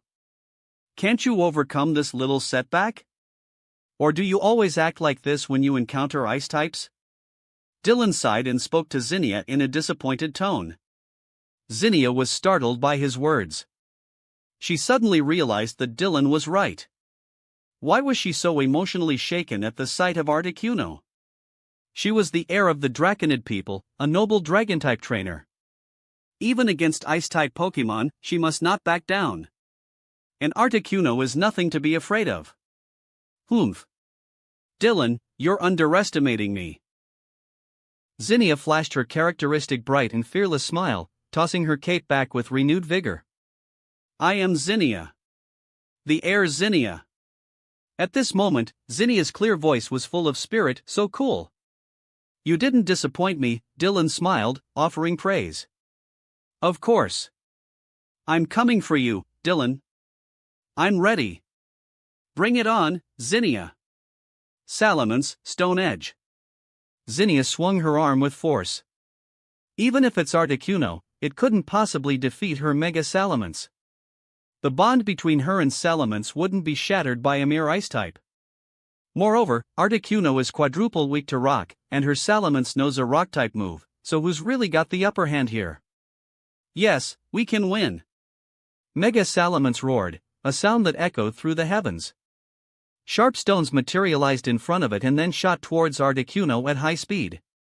This is the rock-type move, Stone Edge. Agility, Dylan responded with a calm smile. Articuno let out a high-pitched cry, and its body began to move at high speed. As it moved, white light kept flashing across its body, and its speed continued to increase, easily dodging the incoming stones. The psychic-type move, Agility, can increase the user's speed. Blizzard. The next moment, Articuno flapped its wings heavily, unleashing a fierce, bone-chilling snowstorm that covered the sky and earth. The range was massive. Salamence. Hurricane. Zinnia's face was serious. The range of this blizzard showed just how powerful this Articuno was. Mega Salamance's crescent-shaped wings flapped with equal force, unleashing a violent wind mixed with wind blades, charging toward the blizzard. The flying-type move, Hurricane. Boom! Blizzard and Hurricane, two powerful moves, clashed midair and finally exploded with a loud bang. The terrifying gusts spread in all directions, even changing the color of the sky. So strong. The overflowing wind made it hard for the spectators like Lily to even open their eyes. They weren't too close or too far, but these shockwaves were blowing down from the sky. Even its special attacks are this powerful. Dylan narrowed his eyes slightly. As expected of Zinnia's ace, Mega Salamence. When Blizzard and Hurricane collide, Hurricane should be at a disadvantage. Because ice counters flying, this type advantage would show in the clash of moves as well. In other words, under normal circumstances, Blizzard should definitely overpower Hurricane. Yet, Mega Salamance's Hurricane was evenly matched with Articuno's Blizzard and even pushed back a bit. This shows just how strong this Mega Salamence is. Even though Mega Salamence can be a mixed attacker, its physical attack is much stronger than its special attack. This Salamence is at least level 70 or higher. And Mega Evolution greatly boosts Salamance's strength. As expected. Zinnia's face lit up with excitement. As expected, it can be done. Even Articuno is just like that. But just as Zinnia was feeling elated, snow suddenly began to fall from the sky. What's this? Zinnia reached out to catch a snowflake, watching it melt in her palm with a look of confusion. How could it be snowing in Meteor Village? Hail, Articuno used hail. Dylan answered her. Yes, right after Blizzard and Hurricane exploded, Articuno used hail to change the weather to a snowy day. In snowy weather, the defense of Ice-type Pokemon is boosted. Despicable. Looking at the dense snowfall, Zinnia gritted her teeth. Dragons hate ice, and at this moment, Mega Salamence was uncomfortably shaking the snow off its body. And because the heavy snow was obscuring her vision, Zinnia was finding it hard to keep track of Articuno's movements. Should I have Salamence use Sunny Day? But using Sunny Day takes time, and what if Articuno takes the opportunity to attack Mega Salamence? Should I switch out Salamence? But the remaining Pokemon are an Altaria and a Noivern, both low on health and both quadruple weak to ice. Even if they both went out together, Articuno's Blizzard might just knock them both out in one go. Even at full health, Noivern would struggle to withstand Articuno's Blizzard. Damn you, Dylan. Using weather effects in secret. Shameless. Articuno, Blizzard. Dylan commanded with a smile. The confident and composed young man in black was utterly captivating at this moment. Articuno's melodious cry echoed through the heavy snowfall, and the wind grew piercing. Mega Salamence cautiously surveyed its surroundings. But all around was a blinding white blizzard, even Articuno's figure was no longer visible. From where would the blizzard strike? Whoosh whoosh. A fierce, biting blizzard surged in from the side. Mega Salamance's keen senses detected it immediately. Hurricane. Zinnia commanded instantly. Mega Salamence flapped its blood-red wings, sending a violent tornado roaring toward the incoming blizzard. The fierce gusts dispersed the snowflakes all around. But Zinnia saw clearly that there was no sign of Articuno behind the blizzard. How could this be? Wait. Salamence, watch out on your left. Zinnia quickly scanned the area, her pupils suddenly narrowing. She saw that, somehow, Articuno's elegant and graceful form had already flown to Mega Salamance's left side. How could it be so fast? That's right, it had used agility to boost its speed earlier. Realizing this, Zinnia's face changed dramatically. Ice Beam. A cold blue energy gathered at Articuno's beak, and a twisting ice beam shot rapidly toward Mega Salamence. Salamence. Use Protect, quickly. Mega Salamence tried to turn around and use Protect, and the green barrier started to form, but before it could fully materialize, the ice beam hit it square in the chest. Crack! Crack! The sound of ice forming was continuous, and in a second, a thick layer of ice had formed on Mega Salamance's chest. Mega Salamence roared in pain. The ice beam's damage was severe due to its ice weakness. The intense pain and cold were unbearable for Mega Salamence, making it wobble and almost lose its balance. Zinnia's face turned extremely grim. This was bad. Blizzard. Dylan smiled lightly and shook his head. It was time to end this. Snowflakes began to fall again. Articuno flapped its wings powerfully, unleashing a fierce and powerful snowstorm. Mega Salamence, just hit by Ice Beam, had only just steadied itself. The Ice Beam had dealt a heavy blow, and it needed a moment to recover. But its opponent wouldn't give it that chance. Salamence! Dodge quickly! Zinnia shouted, unwilling to give up. In this state, Protect probably wouldn't work, let alone Hurricane. But could it dodge? Mega Salamence struggled to flap its wings, trying to fly up and avoid the powerful blizzard, but the storm's range was too vast. The brutal snowstorm mercilessly engulfed Mega Salamence, which hadn't managed to escape the attack's range. When the blizzard finally subsided, Mega Salamence collapsed to the ground, covered in frost. With a flash of light, Mega Salamence reverted from its Mega Evolution form and fainted. Dylan's Articuno's Ice Beam and Blizzard were just too much for it to handle. Zinnia was left numb, staring blankly at her defeated ace. Salamence is unable to battle. Articuno wins, announced the referee, his breath visible in the cold air. Snow was still falling from the sky, and the temperature had dropped. Amid the snowstorm, Articuno continued to flap its wings gracefully. Its ice blue feathers seemed to shimmer with a faint blue light, divine and beautiful. Finally snapping out of it, Zinnia tightly pressed her lips together and recalled her fainted Salamence. She stared at the elegant and noble Articuno, feeling lost.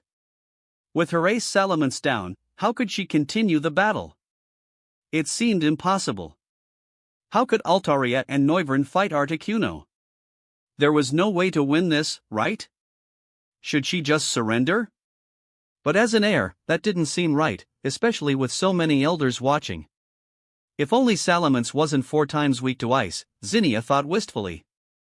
If it wasn't 4 times weak to ice, it wouldn't have been taken down by Articuno in just 2 moves. She suddenly felt like maybe a pure dragon-type teen wasn't that strong after all. Even though her grandmother had said she was already at champion level, she'd been crushed by Dylan, a mere gym leader. Dylan was truly impressive. Are all gym leaders this strong nowadays? It's terrifying. Or maybe she was actually weak? Had her grandmother been lying to her? Was she not really at champion level? The heir to a legacy wondered, feeling a bit dejected. Maybe she should start training some Pokemon of different types in the future?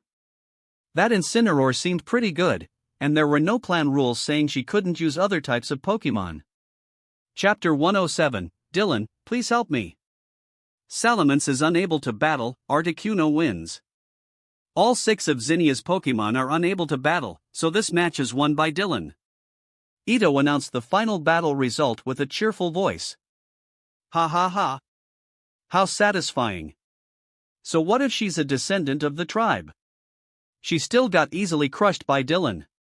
I've always said that my son Dylan has the potential to be a champion. No, anyone who can defeat Zinnia must already be a champion. My son Dylan has the makings of a champion. This mythical level, the champion level, is said to have never been reached by any trainer. But at this moment, an invigorated Ito felt that Dylan might just be able to do it. You were amazing, big brother. Lily clapped her hands vigorously, her delicate, cute pinkish face flushed with excitement. Her big brother is so strong. That was a dragon-type trainer of champion level. It seems like there are no champion level trainers in Alola. She had only heard that Professor Kukui might be champion level. But Lily also heard that last year, Kukui went to Kanto to apply for the Alola League and was defeated by the Kanto champion, Lance. As Kukui himself said in the games, he went to Kanto to apply for the Alola League but was defeated by a dragon-type trainer. It couldn't have been anyone other than Lance if it was a Dragon-type trainer, so Kukui is champion level. If we round it off, Professor Kukui might not be able to beat Zinnia, who is also a Dragon-type champion, and Zinnia couldn't beat Dylan's big brother. So, if Dylan's big brother came to Alola, he'd be the strongest trainer? Dylan's big brother is so cool. I lost. Zinnia's face darkened as she bit her lip, staring at her defeated Salamence. Her mind was filled with confusion and disappointment. Just as she had thought, both Salamence and Altaria were no match for Articuno, mainly because of their severe weakness to ice types. But when she truly faced defeat, Zinnia still felt a strong sense of sadness and frustration. The taste of defeat is never pleasant. Especially for a Dragon-type trainer, no matter what, choosing to specialize in Dragon types must come with a sense of pride. Zinnia, what's wrong? You look really down. A gentle male voice reached Zinnia's ears. She looked up to see Dylan, who had walked over at some point, along with his Articuno. What? Just because I lost one battle, our tribe's descendant wouldn't shed tears, would she?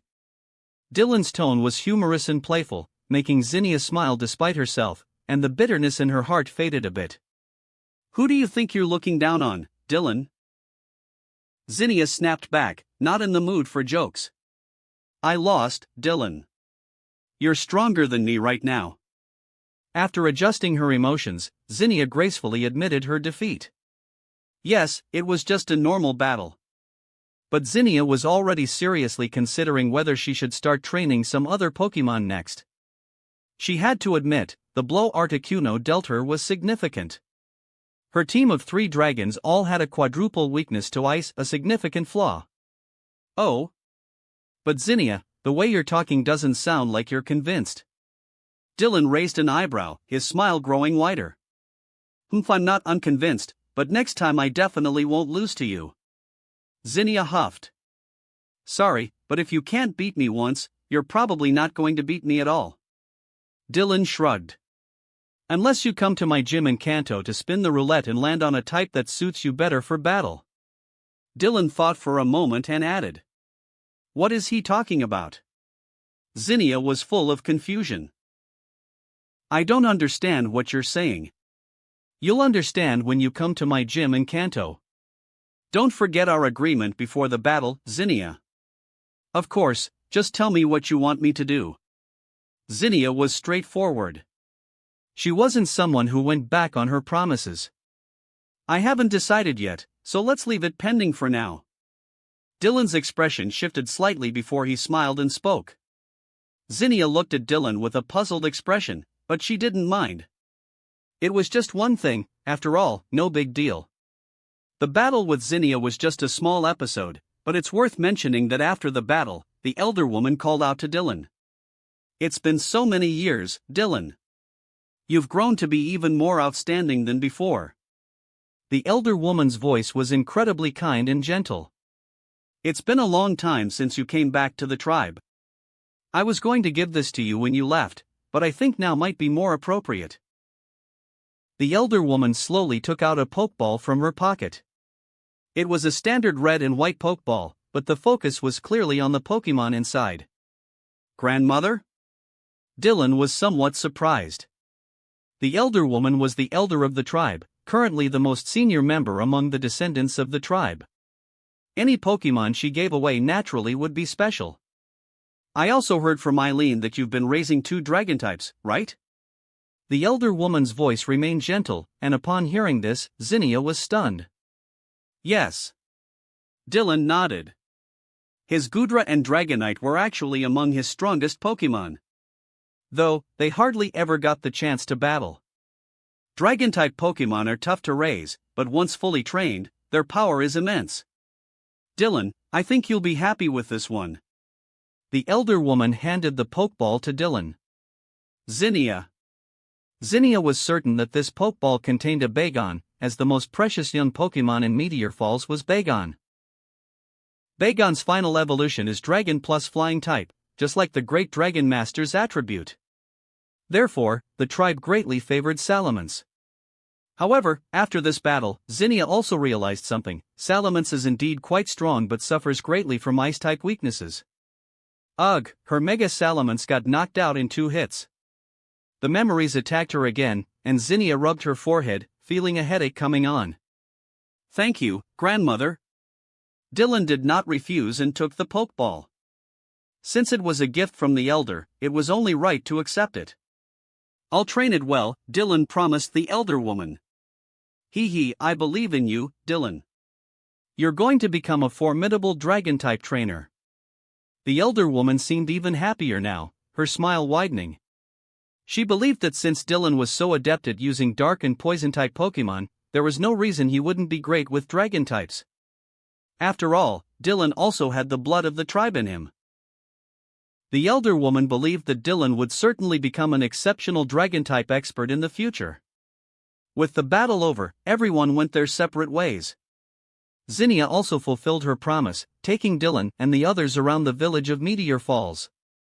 However, it was unfortunate that even in the depths of Meteor Falls, encountering a dragon-type pseudo-legendary like Bagon was extremely difficult. Time passed to dusk. Little one, grow up quickly, and you'll have wings too someday. In front of his house, Dylan playfully spoke to the little creature in front of him with a smile.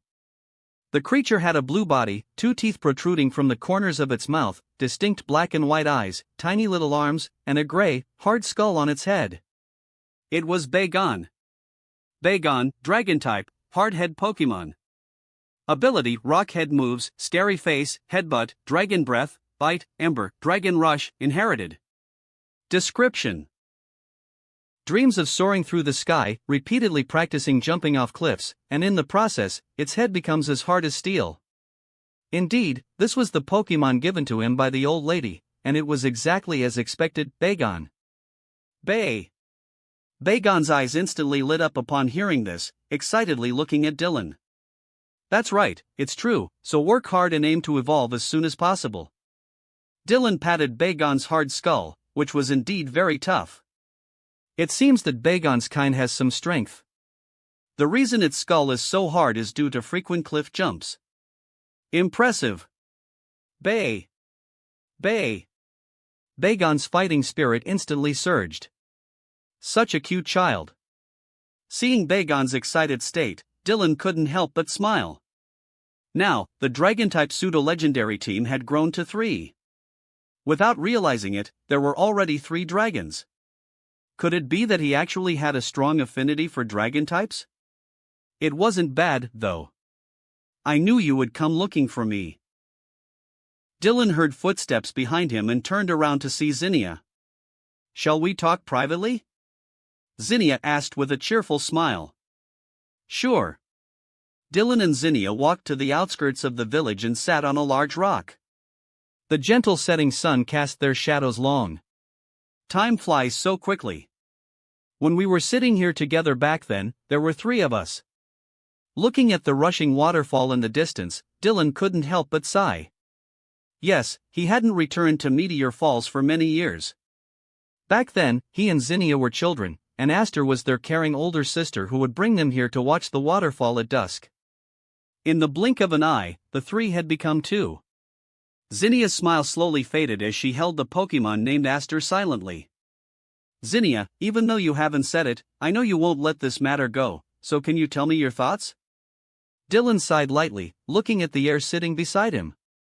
Zinnia's love for Aster would not fade with time. On the contrary, because of her deep love, the resentment in this outwardly cheerful and generous girl's heart grew deeper and deeper. I will first complete the prophecy of our clan. Dylan, this is the vision passed down through our family for 1,000 years. Zinnia pressed her lips together and replied. 1,000 years ago, the people of Meteor Falls prophesied that a huge meteorite would fall and destroy the Hoenn region 1,000 years later. To destroy this meteorite, it was necessary to find Rayquaza. What about after destroying the meteorite? Dylan nodded, knowing this well, and he was more aware that the meteorite also hid Deoxys. Of course, it's an eye for an eye. They killed my sister. Zinnia's voice turned icy in an instant, and the temperature in the air seemed to drop as well. Dylan wasn't surprised. I understand. So, who are the enemies? Have you investigated? The Celestic family from Sinnoh funded it, the Devon Corporation from Hoenn and the Violet Sky Holdings provided technical support, and the Johto Pokemon Association is implementing the Rayquaza capture plan. Zinnia's tone returned to normal as she tried to calm herself. Has Rayquaza been captured? As far as I know, no. Zinnia shook her head. She had investigated for a long time. Dylan pondered and nodded. The Rayquaza capture plan was indeed the cause of Aster's death in the special edition, and in that story, the capture plan was successful. Aster attempted to use Mega Evolution to break through but failed, leading to her death on the spot, with Rayquaza captured by the Pokemon Association and the Mega Stone Aster used falling into the hands of the Devon Corporation. The evil nature of humanity was vividly displayed. In this world, however, the plot seemed to have changed. Rayquaza successfully escaped, but Aster still died tragically in the Hidden Tower. Violet Sky Holdings is already bankrupt, but the Celestic family, Devon Corporation, and Johto Pokemon Association are not easy opponents. Dylan spoke thoughtfully. No matter what, Aster had once gently cared for his sister when they were young, so Dylan couldn't let Aster's death go unanswered. The Devon Corporation goes without saying, as it is the largest company in Hoenn, and the former Hoenn champion Steven is the eldest son of Devon, with wealth and background among the top. The Celestic family of Sinnoh is the wealthiest family in Sinnoh, with a history of over 200 years. Notably, the Celestic family's eldest daughter, Cynthia, is the main character of the special edition and is actually a derivative character of Dawn from the 4th generation Diamond and Pearl games, meaning she is essentially Dawn from the anime. However, in the special edition, Cynthia is a prominent member of the Celestic family, though it's unclear whether this world's Cynthia is simply Cynthia or a version with the game's Dawn's talents. The Johto Pokemon Association is also a very large organization. Zinnia, please help me. Zinnia remained silent for a moment and then earnestly pleaded with Dylan. She knew that, on her own, it would be very difficult to take revenge on these three powerful forces. As long as you help me, Dylan, I can do anything for you. Aster. I really can't forget her. I understand. Dylan quietly agreed without refusing the request from his childhood friend. Chapter 108, Go Awaken Groudon and Kyogre. Dylan did not refuse Zinnia's request. Although he considered himself a selfish person, the tragic death of his childhood friend weighed heavily on him. Now that he knew the truth, helping out seemed reasonable. Moreover, assisting Zinnia meant securing a future champion-level ally. While it was uncertain if Zinnia could reach the pinnacle of the champion class, with her talent and ability, she'd definitely be a formidable champion. But Zinnia, this is a significant matter, you need to be well prepared, Dylan reminded her. In Dylan's view, only the Devon Corporation posed a challenge among the three forces. The Celestic family and the Johto Pokemon Association weren't much of a problem. Although the Celestic family had a long history of over 200 years and considerable wealth, much like the Sylph Company, they lacked champion-level strength. Even Team Rocket managed to infiltrate Sylph Company silently. With Zinnia's champion-level power, wiping out the Celestic family wouldn't be too difficult. However, despite her hatred, Zinnia only wanted to target those involved in the Rayquaza capture plan. If she went too far, the Pokemon League might hunt her down. The Johto Pokemon Association held some power, especially with its ties to the Kanto League, but like Celestic, they lacked top-tier strength. As long as Zinnia avoided traps, she could handle them. The real problem was Devon Corporation. The tricky part was its heir, Steven. Devon's president, Joseph Stone, was directly involved in the plan. Since Steven was his son, dealing with Joseph meant confronting Steven. Could Zinnia take on Steven? Dylan thought it might be tough. I know, so I'm waiting to act until after fulfilling my clan's prophecy. Plus, if I can find Rayquaza, my chances will be even better. Zinnia replied seriously. She wasn't foolish and could distinguish between personal grudges and the bigger picture. The prophecy of the Draconids had been passed down through generations, and fulfilling it was Zinnia's goal. She would make it happen. But the real issue was that even if she found Rayquaza, Rayquaza might not recognize her as its successor. In both the manga and the games, Rayquaza never acknowledged Zinnia as its heir. However, Dylan didn't voice this thought. After all, ever since Aster's death, Zinnia had tirelessly pursued this goal. She carried too much responsibility. What's your plan? Rayquaza isn't easy to find, Dylan asked. I plan to join either Team Magma or Team Aqua. Both organizations are searching for Groudon and Kyogre. If I help them awaken those Pokémon, Rayquaza will appear, Zinnia said without hesitation, revealing her plan. Does Grandma know? Dylan raised an eyebrow. No, I didn't tell them, Zinnia nodded, knowing her clan would never approve. Groudon and Kyogre were extremely dangerous ancient Pokémon. Every time they awakened, Hoenn faced catastrophic disasters. While Zinnia's goal was to lure out Rayquaza, her plan was too extreme for them to accept. Are you sure this is okay? Waking Groudon and Kyogre could cause immense damage to Hoenn, affecting countless innocent lives, Dylan asked, noticing the cold look on Zinnia's face. Zinnia had always been focused on her heritage, but the death of her sister had deeply scarred her. Now, she was willing to go to any lengths to achieve her goal. It's what they deserve, Zinnia replied emotionlessly. Aster could have solved everything, but she's dead. I don't have her abilities, so what's wrong with my approach? Zinnia smirked. She could have taken a gentler approach, but why should she? The Draconids had been protecting Hoenn from meteors for generations, yet Aster had been killed by those she sought to protect. Did she owe them anything? Why did it have to be this way? Let me know if you need help, Dylan sighed. He could understand Zinnia's pain, and if he were in her shoes, he might be even more extreme. They had killed the sister he loved the most, and now he had to protect them. It was unbearable. It was a wonder Zinnia hadn't turned completely dark, perhaps that was her kindness. It was her clan's prophecy, and Zinnia's vision too.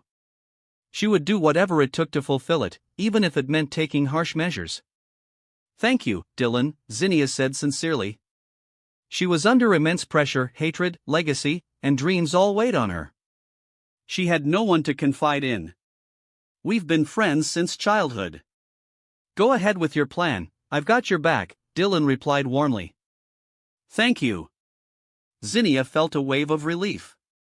The support from her childhood friend released some of the tension she'd been holding on to. She felt much lighter. People are driven by desire, Dylan thought, watching Zinnia walk away. Even in the seemingly pure world of Pokémon, there were always people like this. Maybe that's why Ho-Oh and Lugia had distanced themselves from humanity. Dylan didn't enjoy dealing with dark matters. He was wealthy, powerful, and preferred a carefree life. He liked seeing interesting things happen, but only to others, not to those close to him. Though a bit hypocritical, Dylan never considered himself a virtuous person. However, Zinnia's situation was different. She was his childhood friend, practically family. He couldn't just stand by and do nothing. Aster had been so good to him as a child, the people responsible for her death had to pay. As for Zinnia's plan to awaken Groudon and Kyogre to lure out Rayquaza, that was on Team Magma and Team Aqua. They were the ones pursuing land and sea, after all.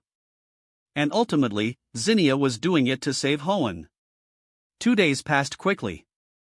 Zinnia left the next day. Although she wanted to spend more time with Dylan, she had too much on her plate. She needed to find a way to join either Team Magma or Team Aqua and help them locate Groudon and Kyogre to start her plan. With Dylan's support, Zinnia felt more motivated to take action. Such confidence came from having an ally. Meanwhile, Dylan stayed in Meteor Falls for another 2 days. Amaryllis decided to stay behind to spend more time with Grandma. After all, Grandma was very old. Dylan's parents naturally stayed with Amaryllis, so the 3 elders left Dylan and his 2 companions to explore freely, asking Dylan to look after his little sister. Dylan found it a bit exasperating, sometimes his parents were really unreliable. Rustboro City, located in the western part of Hoenn, is a large city that balances nature and science. The renowned Devon Corporation is headquartered here. Lily, do you want to go back to Alola or stay with me in Kanto for a while? Dylan asked as the 3 of them walked through Rustboro City. His parents planned to stay in Meteor Falls for at least a month, and Dylan had to return to Kanto soon. But Lily's situation was tricky. Letting her return to Alola alone was fine, but it felt a bit wrong. Lily, carrying her bag, hesitated. Now that she knew Nebby's origins, there didn't seem to be much left for her in Alola. Oh, she could go find her brother Gladion, but he was probably fine on his own. Come with us to Kanto, Lily. I'll show you a good time. Eileen enthusiastically grabbed Lily's hand. Yeah, Kanto is fun. My parents won't be out of Meteor Falls for at least a month. You'll be lonely in Alola by yourself, Dylan added with a smile. Alright, I'll trouble you then, Lily said after thinking for a moment. She was quite excited about seeing the Pokemon League headquarters in Kanto. We're family. No need to be so polite, Dylan said, ruffling Lily's hair with a chuckle. Hee. Lily giggled as Dylan patted her head, her face showing a shy but happy smile. She was definitely looking forward to the trip to Kanto. Plus, she'd get to watch her brother's gym battles. It was bound to be fun. The girl blinked her clear, bright eyes, curious about how her strong brother would handle challengers. The three of them were planning to check out the shopping district when Dylan's attention was caught by a handsome young man hurrying by. Stephen Stone? Dylan called out, pretending to be surprised, to the tall, blue-haired man in a tailored casual suit who was passing by. The man, who had been walking briskly, paused and turned to look at the trio. Indeed, it was Stephen, the former champion of Hoenn. Hello there, Stephen greeted with a friendly smile.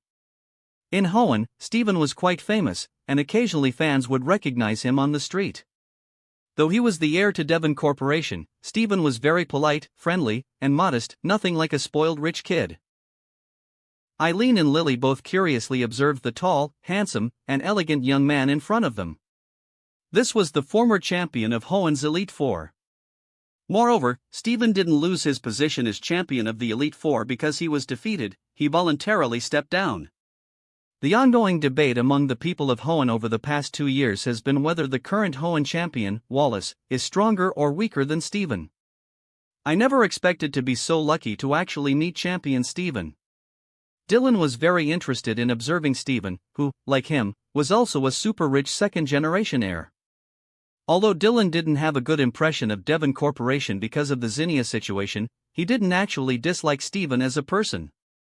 Stephen was genuinely someone you couldn't criticize, a very gentle and friendly senior. The situation with Zinnia was one thing, and besides, Stephen probably didn't even know about it back then. No, I'm not the champion anymore.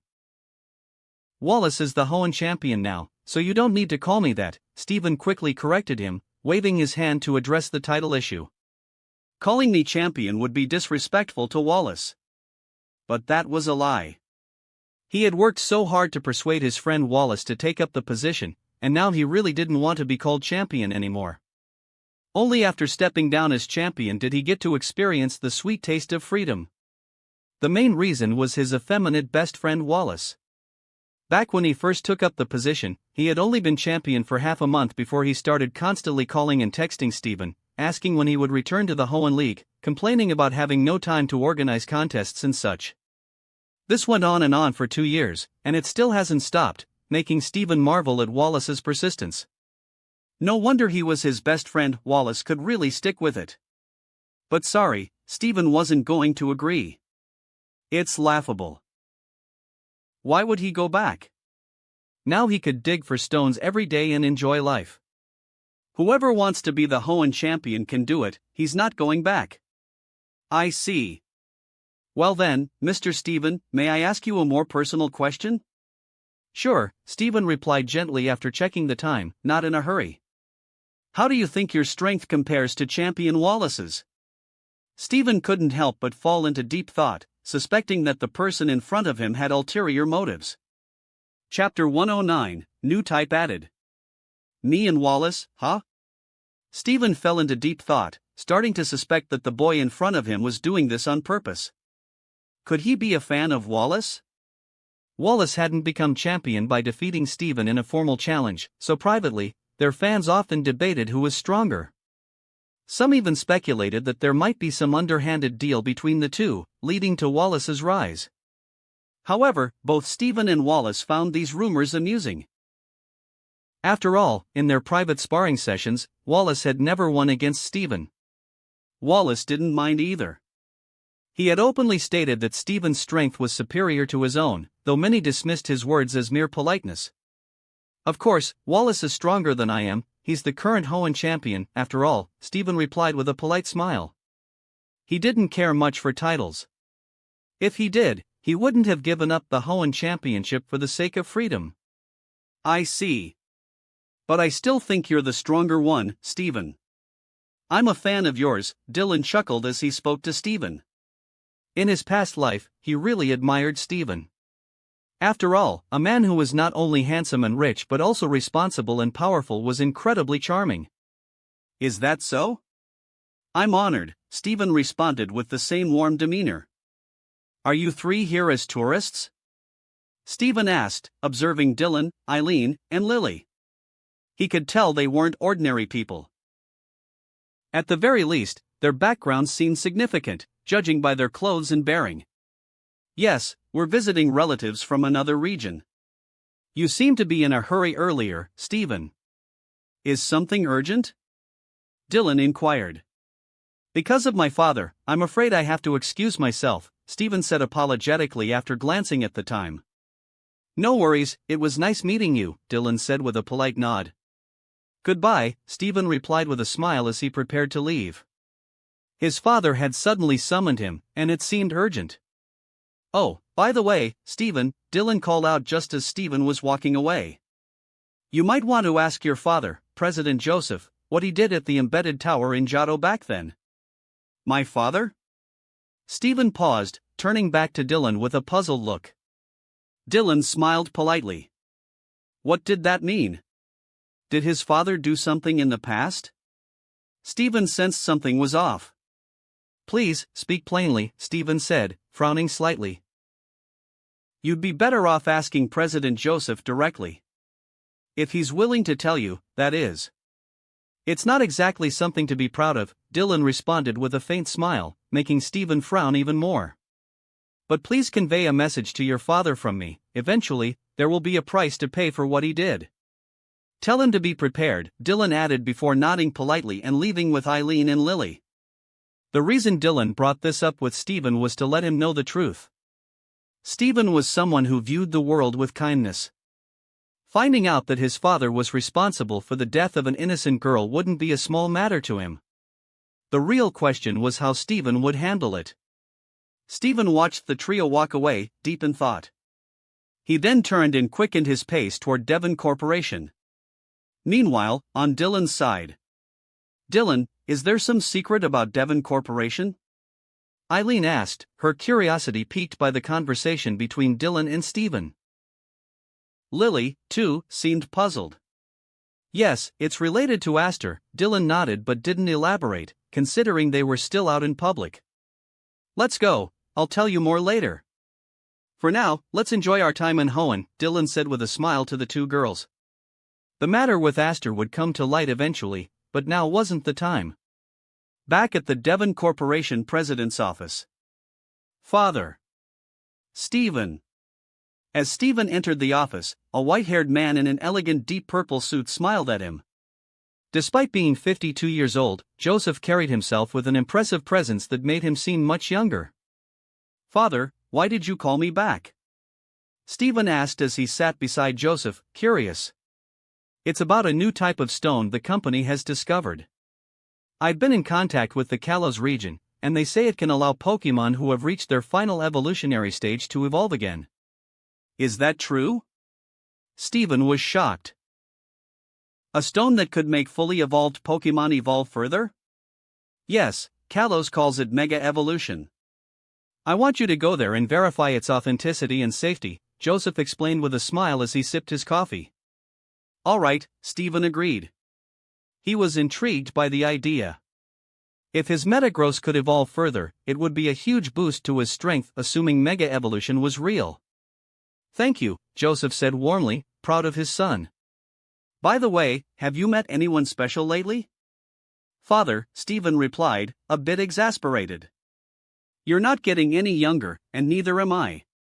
If you won't take over the company, are you planning to let it fall into someone else's hands? Just find a girlfriend, get married, and have a child already. I've arranged so many dates for you, and you keep turning them down. You're worrying me sick. Yes, Stephen sighed, his head aching. This was why he didn't like coming home every time. Joseph would lecture him for ages. Father. After Joseph finally finished his lecture, Stephen hesitated, then spoke up. What's wrong? Is something on your mind? Joseph noticed his son's unusual behavior. Stephen rarely acted like this. Father, did you visit the embedded tower in Johto a few years ago? Stephen asked cautiously. Joseph's expression changed. How did Stephen know about that? Where did you hear that? So something did happen, Stephen confirmed immediately. His father had indeed been hiding something, and it probably wasn't good. Joseph frowned deeply, remaining silent for a long time before finally sighing. That was the biggest mistake of my life, Joseph admitted, lighting a cigarette as he spoke in a weary tone. He then slowly recounted the events of the Rayquaza capture plan. In the end, Rayquaza broke free and escaped. And the girl? Stephen's heart sank. If Rayquaza escaped, that was one thing, but what about the innocent girl? She died, Joseph said hesitantly, his voice bitter. Stephen's eyes widened in shock as he stared at his father, someone he had always respected. The office fell into a heavy silence. You mean, you killed an innocent girl to capture Rayquaza, and that Rayquaza even had a trainer? Stephen finally spoke, his voice dry. We didn't know Rayquaza had a trainer at first. However, Father, the Pokémon League has strictly prohibited the use of mechanical devices to capture wild Pokémon. Stephen's voice gradually grew more angry as he questioned his father. And even after discovering that Rayquaza belonged to that girl, why did you still continue to attack Rayquaza? Stephen couldn't imagine the despair that innocent girl must have felt when her Pokémon was surrounded and attacked. The Pokémon Association was responsible for implementing the plan at that time. Joseph sighed, understanding that his son was deeply disappointed in him. He had only learned about the girl with Rayquaza after the plan had already started. But by then, it was too late to stop it. No matter what, he had committed an unforgivable mistake. Stephen's mind was in turmoil. He never expected his father to have done something like this. Regardless of the original intent, trying to capture a legendary Pokémon using mechanical devices was a clear violation of the Pokémon League's laws. And to make matters worse, that legendary Pokémon already had a trainer, and they even killed that trainer. Stephen stood up, holding his head, feeling the need to calm down. Stephen. Joseph also stood up, but Stephen didn't respond. He walked straight to the door, ready to leave. Stephen, are you going to report your father? Joseph's forlorn voice reached Stephen's ears, causing him to pause with his hand on the doorknob. His expression became extremely complicated, his emotions shifting continuously. Father, I need some time to think. Stephen's voice was weak and exhausted. His thoughts were a mess. Logically, he should report this to the League. He was a person with a good heart. Such a terrible act couldn't be ignored, but the person responsible was his own father, whom he respected. Stephen felt utterly confused. He couldn't make a decision right away. Choosing between morality and family had never been easy. And Stephen turned back, looking at his father with a complex gaze, thinking of the boy he had met on the way. Father, someone seeking justice for that girl may already be on their way. Meanwhile, Dylan, Eileen, and Lily finished touring the shopping district and returned to the hotel, where they booked flights back to Kanto. The next afternoon, they arrived back at the Rota gym. Wow, gym leader. You're finally back. As they returned to the gym, the receptionist was the first to rush out, her face full of excitement, followed by Celine. Dylan had left the gym keys with the receptionist and Celine, since the gym provided food and accommodation. But normally, the two would go home to rest since their houses were close to the Rota, not too far away. What's wrong? You look like you've been bullied, Dylan teased, amused by the receptionist's reaction. Hee, it's just that this is the first time you've been away for so long, gym leader. And while you were gone, we actually had a lot of challengers. There's been a lot of online complaints, too. Our gym is getting a lot of attention now. The receptionist playfully stuck out her tongue, her voice cheerful and happy, while Celine nodded enthusiastically beside her. Then post an announcement. We'll resume accepting challenges tomorrow, Dylan chuckled. This is Lily, my sister. She'll be staying at the gym for a while. Lily, this is our receptionist, responsible for greeting challengers. And this is Celine, my apprentice. Dylan introduced them to each other. The gym leader's sister? Wow, she's so pretty. The receptionist's eyes lit up as she marveled at Lily, who looked elegant and pure in her white dress. Celine also couldn't help but admire Lily's cuteness. Thank you, Lily smiled sweetly and curtsied with a graceful ladylike bow. Oh, and get someone to replan the spinner's zones and add another type. Dylan stretched his arms, preparing to go to the backyard to let his Pokemon out for some fresh air. Sure thing, gym leader. By the way, what type should we add? Celine eagerly picked up the phone to contact the designer. As long as it was a symbol representing a type, it would work. Add the ghost type. Got it. Celine tilted her head slightly, remembering how martial artists and fighters used to call the ghost type heretical. Well, this time the gym leader was really going heretical. The ghost type, such a healthy choice. Good news, the Rota Gym is reopening. Bad news, the Rota Gym spinner has added another type. In the backyard, Dylan took out 2 shrunken Pokeballs, his face once again bright with a sunny smile. He hadn't had any fun with those cute challengers in days, he missed them already. And now, with 2 new ghost-type Pokemon, his ghost team might not be full yet, but it was enough to handle challengers. Chapter 110, The Rota Gym Doesn't Count If I Surrender.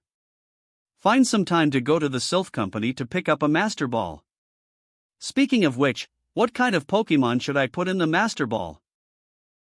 In the backyard of the Rota Gym, Dylan pondered his plans for the next few days.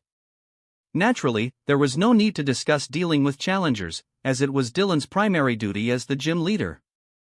Then I'll visit Professor Oak in Pallet Town and ask if he has a partner Eevee or partner Pikachu that he could give me. Partner Eevee and partner Pikachu are the starter Pokemon in the Let's Go, Pikachu, and Let's Go Eevee versions. While they may not look very different from regular Eevee and Pikachu, they're actually distinct species. Not only can they learn special partner moves, but in the game, their base stats are also different from those of regular Eevee and Pikachu, making them quite unique. Dylan fed some snacks and candy to his little Eevee, comfortably petting it. Mo. A small, cloud-like Pokemon floated over, drawn by the scent, and let out a cute, affectionate sound. All right, come here. Dylan chuckled as he watched the little Nebby circle around him. This child was particularly affectionate. A faint green light glowed from Dylan's hand as he gently stroked Nebby's head. Nebby's large eyes curved into crescents, clearly enjoying the comfort. Does Nebby like the power of Viridian? Dylan couldn't help but wonder. Me? Not far away, a slightly plump Clefairy floated over, landing on Dylan's shoulder and staring at Nebby with big, watery eyes, full of curiosity. Why does this little guy feel so strange? Mo. Nebby, sensing the uniqueness of this Clefairy, floated closer and let out a soft, endearing chirp. Me? Clefairy blinked, still feeling a bit off, but unable to pinpoint what was wrong. Oh well, never mind. Me Clefairy tugged at Dylan's face with its tiny hands, indicating that it was hungry. You need to control yourself a bit, my dear. Look at your belly. Dylan's mouth twitched as he grabbed Clefairy and held it in front of him. Looking at Clefairy's innocent expression, he poked its protruding, round belly. Originally, Clefairy's body was star-shaped, with short arms and legs. But now, what about this Clefairy in front of him? After freeloading food, drinks, and sleep at the Rota Gym for 2 months, it even developed a beer belly. Sure, Dylan didn't restrict Clefairy from eating snacks and drinks, and the storage was open for it to help itself. But Dylan never imagined that this little guy would have such little self-control. Me. Clefairy let out an adorably meek sound, wearing a look of guilt. Don't try to fool me. Look at yourself, you're as round as a ball now. If I took you out and said you're a Clefairy, would anyone believe it? You'd be more convincing as a Jigglypuff. Me. Clefairy puffed out its cheeks, and then, before Dylan's astonished eyes, the Clefairy he was holding turned into a Jigglypuff, though still a bit chubbier than a regular Jigglypuff, especially with that bulging belly. Seeing Clefairy suddenly transform, both Eevee and Nebby were stunned. Me. Jigglypuff's big, watery eyes were full of expectation. Now that it was a Jigglypuff, which was supposed to be round, it wasn't considered fat anymore, right? So it could continue eating. Dylan. Would this little chubby thing ever be able to float again? Watching Jigglypuff happily float away with a large pile of snacks, Dylan couldn't help but fall into deep thought. Would this one turn into something like Meowth from the Eastern folklore? Dreamy. Meowth, Eastern Edition JPG. Just thinking about that scenario was a bit too terrifying. He hoped that wouldn't happen to this cat. Dylan turned his gaze to the other side, where a black Pokemon floated under the shade of a tree, its red eyes eerily watching its surroundings. Its body was black, with a beige mask held by what looked like a tail beneath its head, giving it a rather creepy appearance. BPM Mask, Ghost Type, Spirit Pokemon. Ability, Mummy. Moves: Trick Room, Will-O-Wisp, Mean Look, Nightshade, Destiny Bond, Scary Face, Haze, Protect, Parting Shot, Egg Move. Description: the mask it holds may be its human face from when it was alive. It sometimes stares at the mask and cries. And not far from Yamask was a strange, sword-shaped Pokemon. Its blade was sheathed in a brown scabbard with a ghostly face pattern, and its hilt bore a blue eye. This was a Honage. Beep Honage, Steel/Ghost type, Sword Pokemon.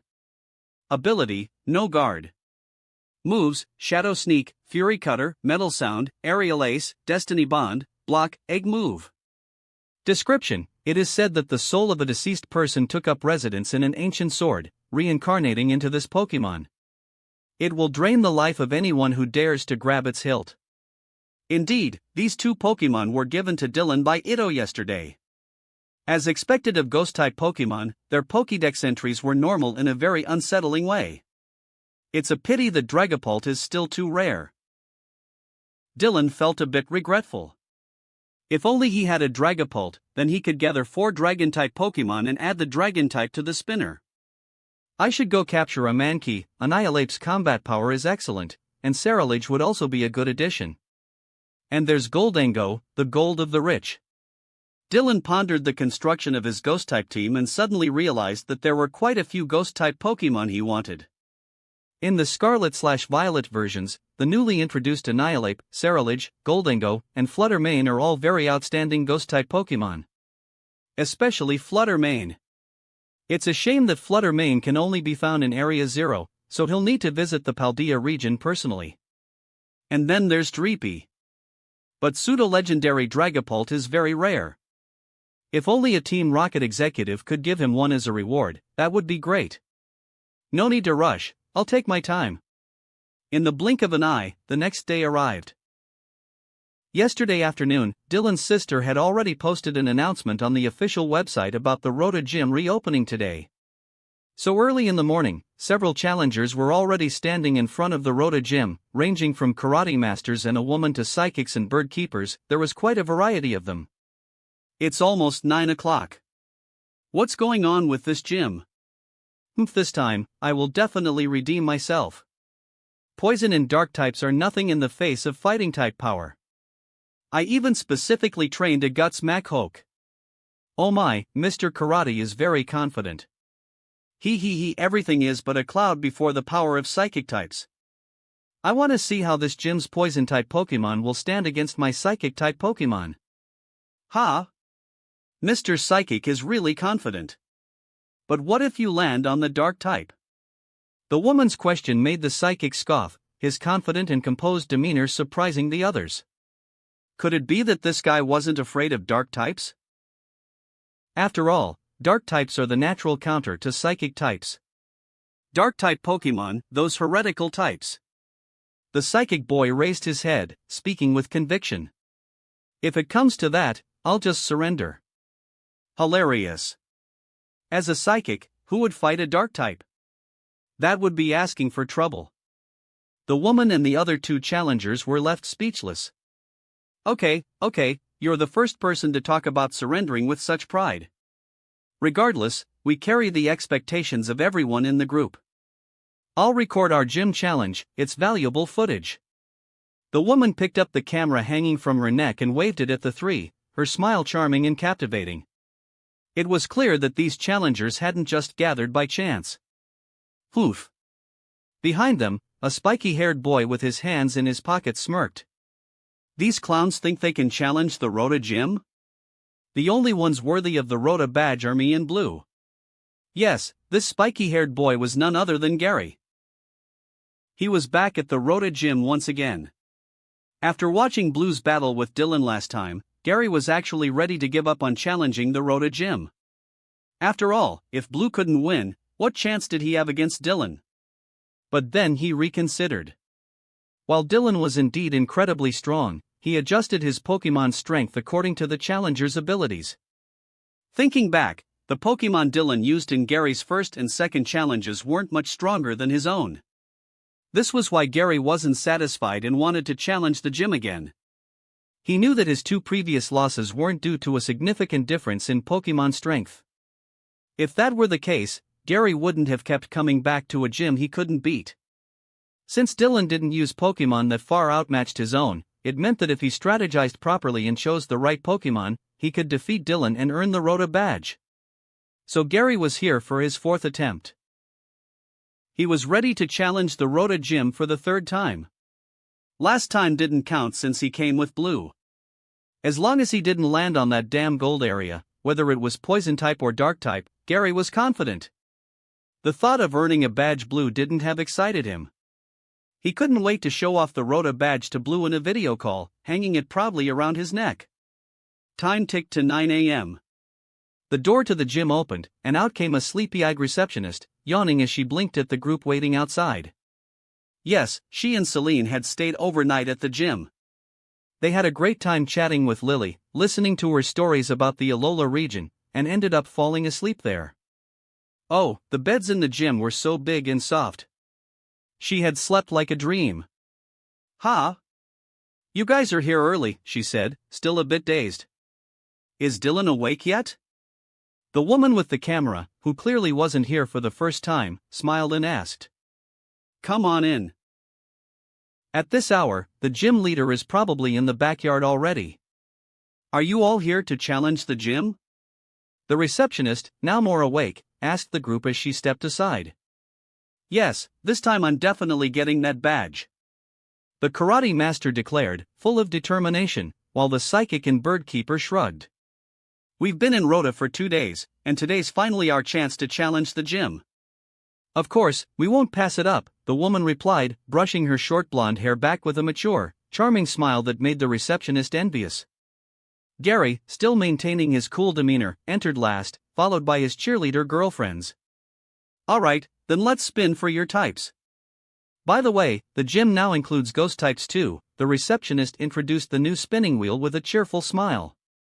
Gary took a look and immediately grew serious. That tiny gold section was still there, practically negligible. So far, only some lucky guy named Aaron had landed on it.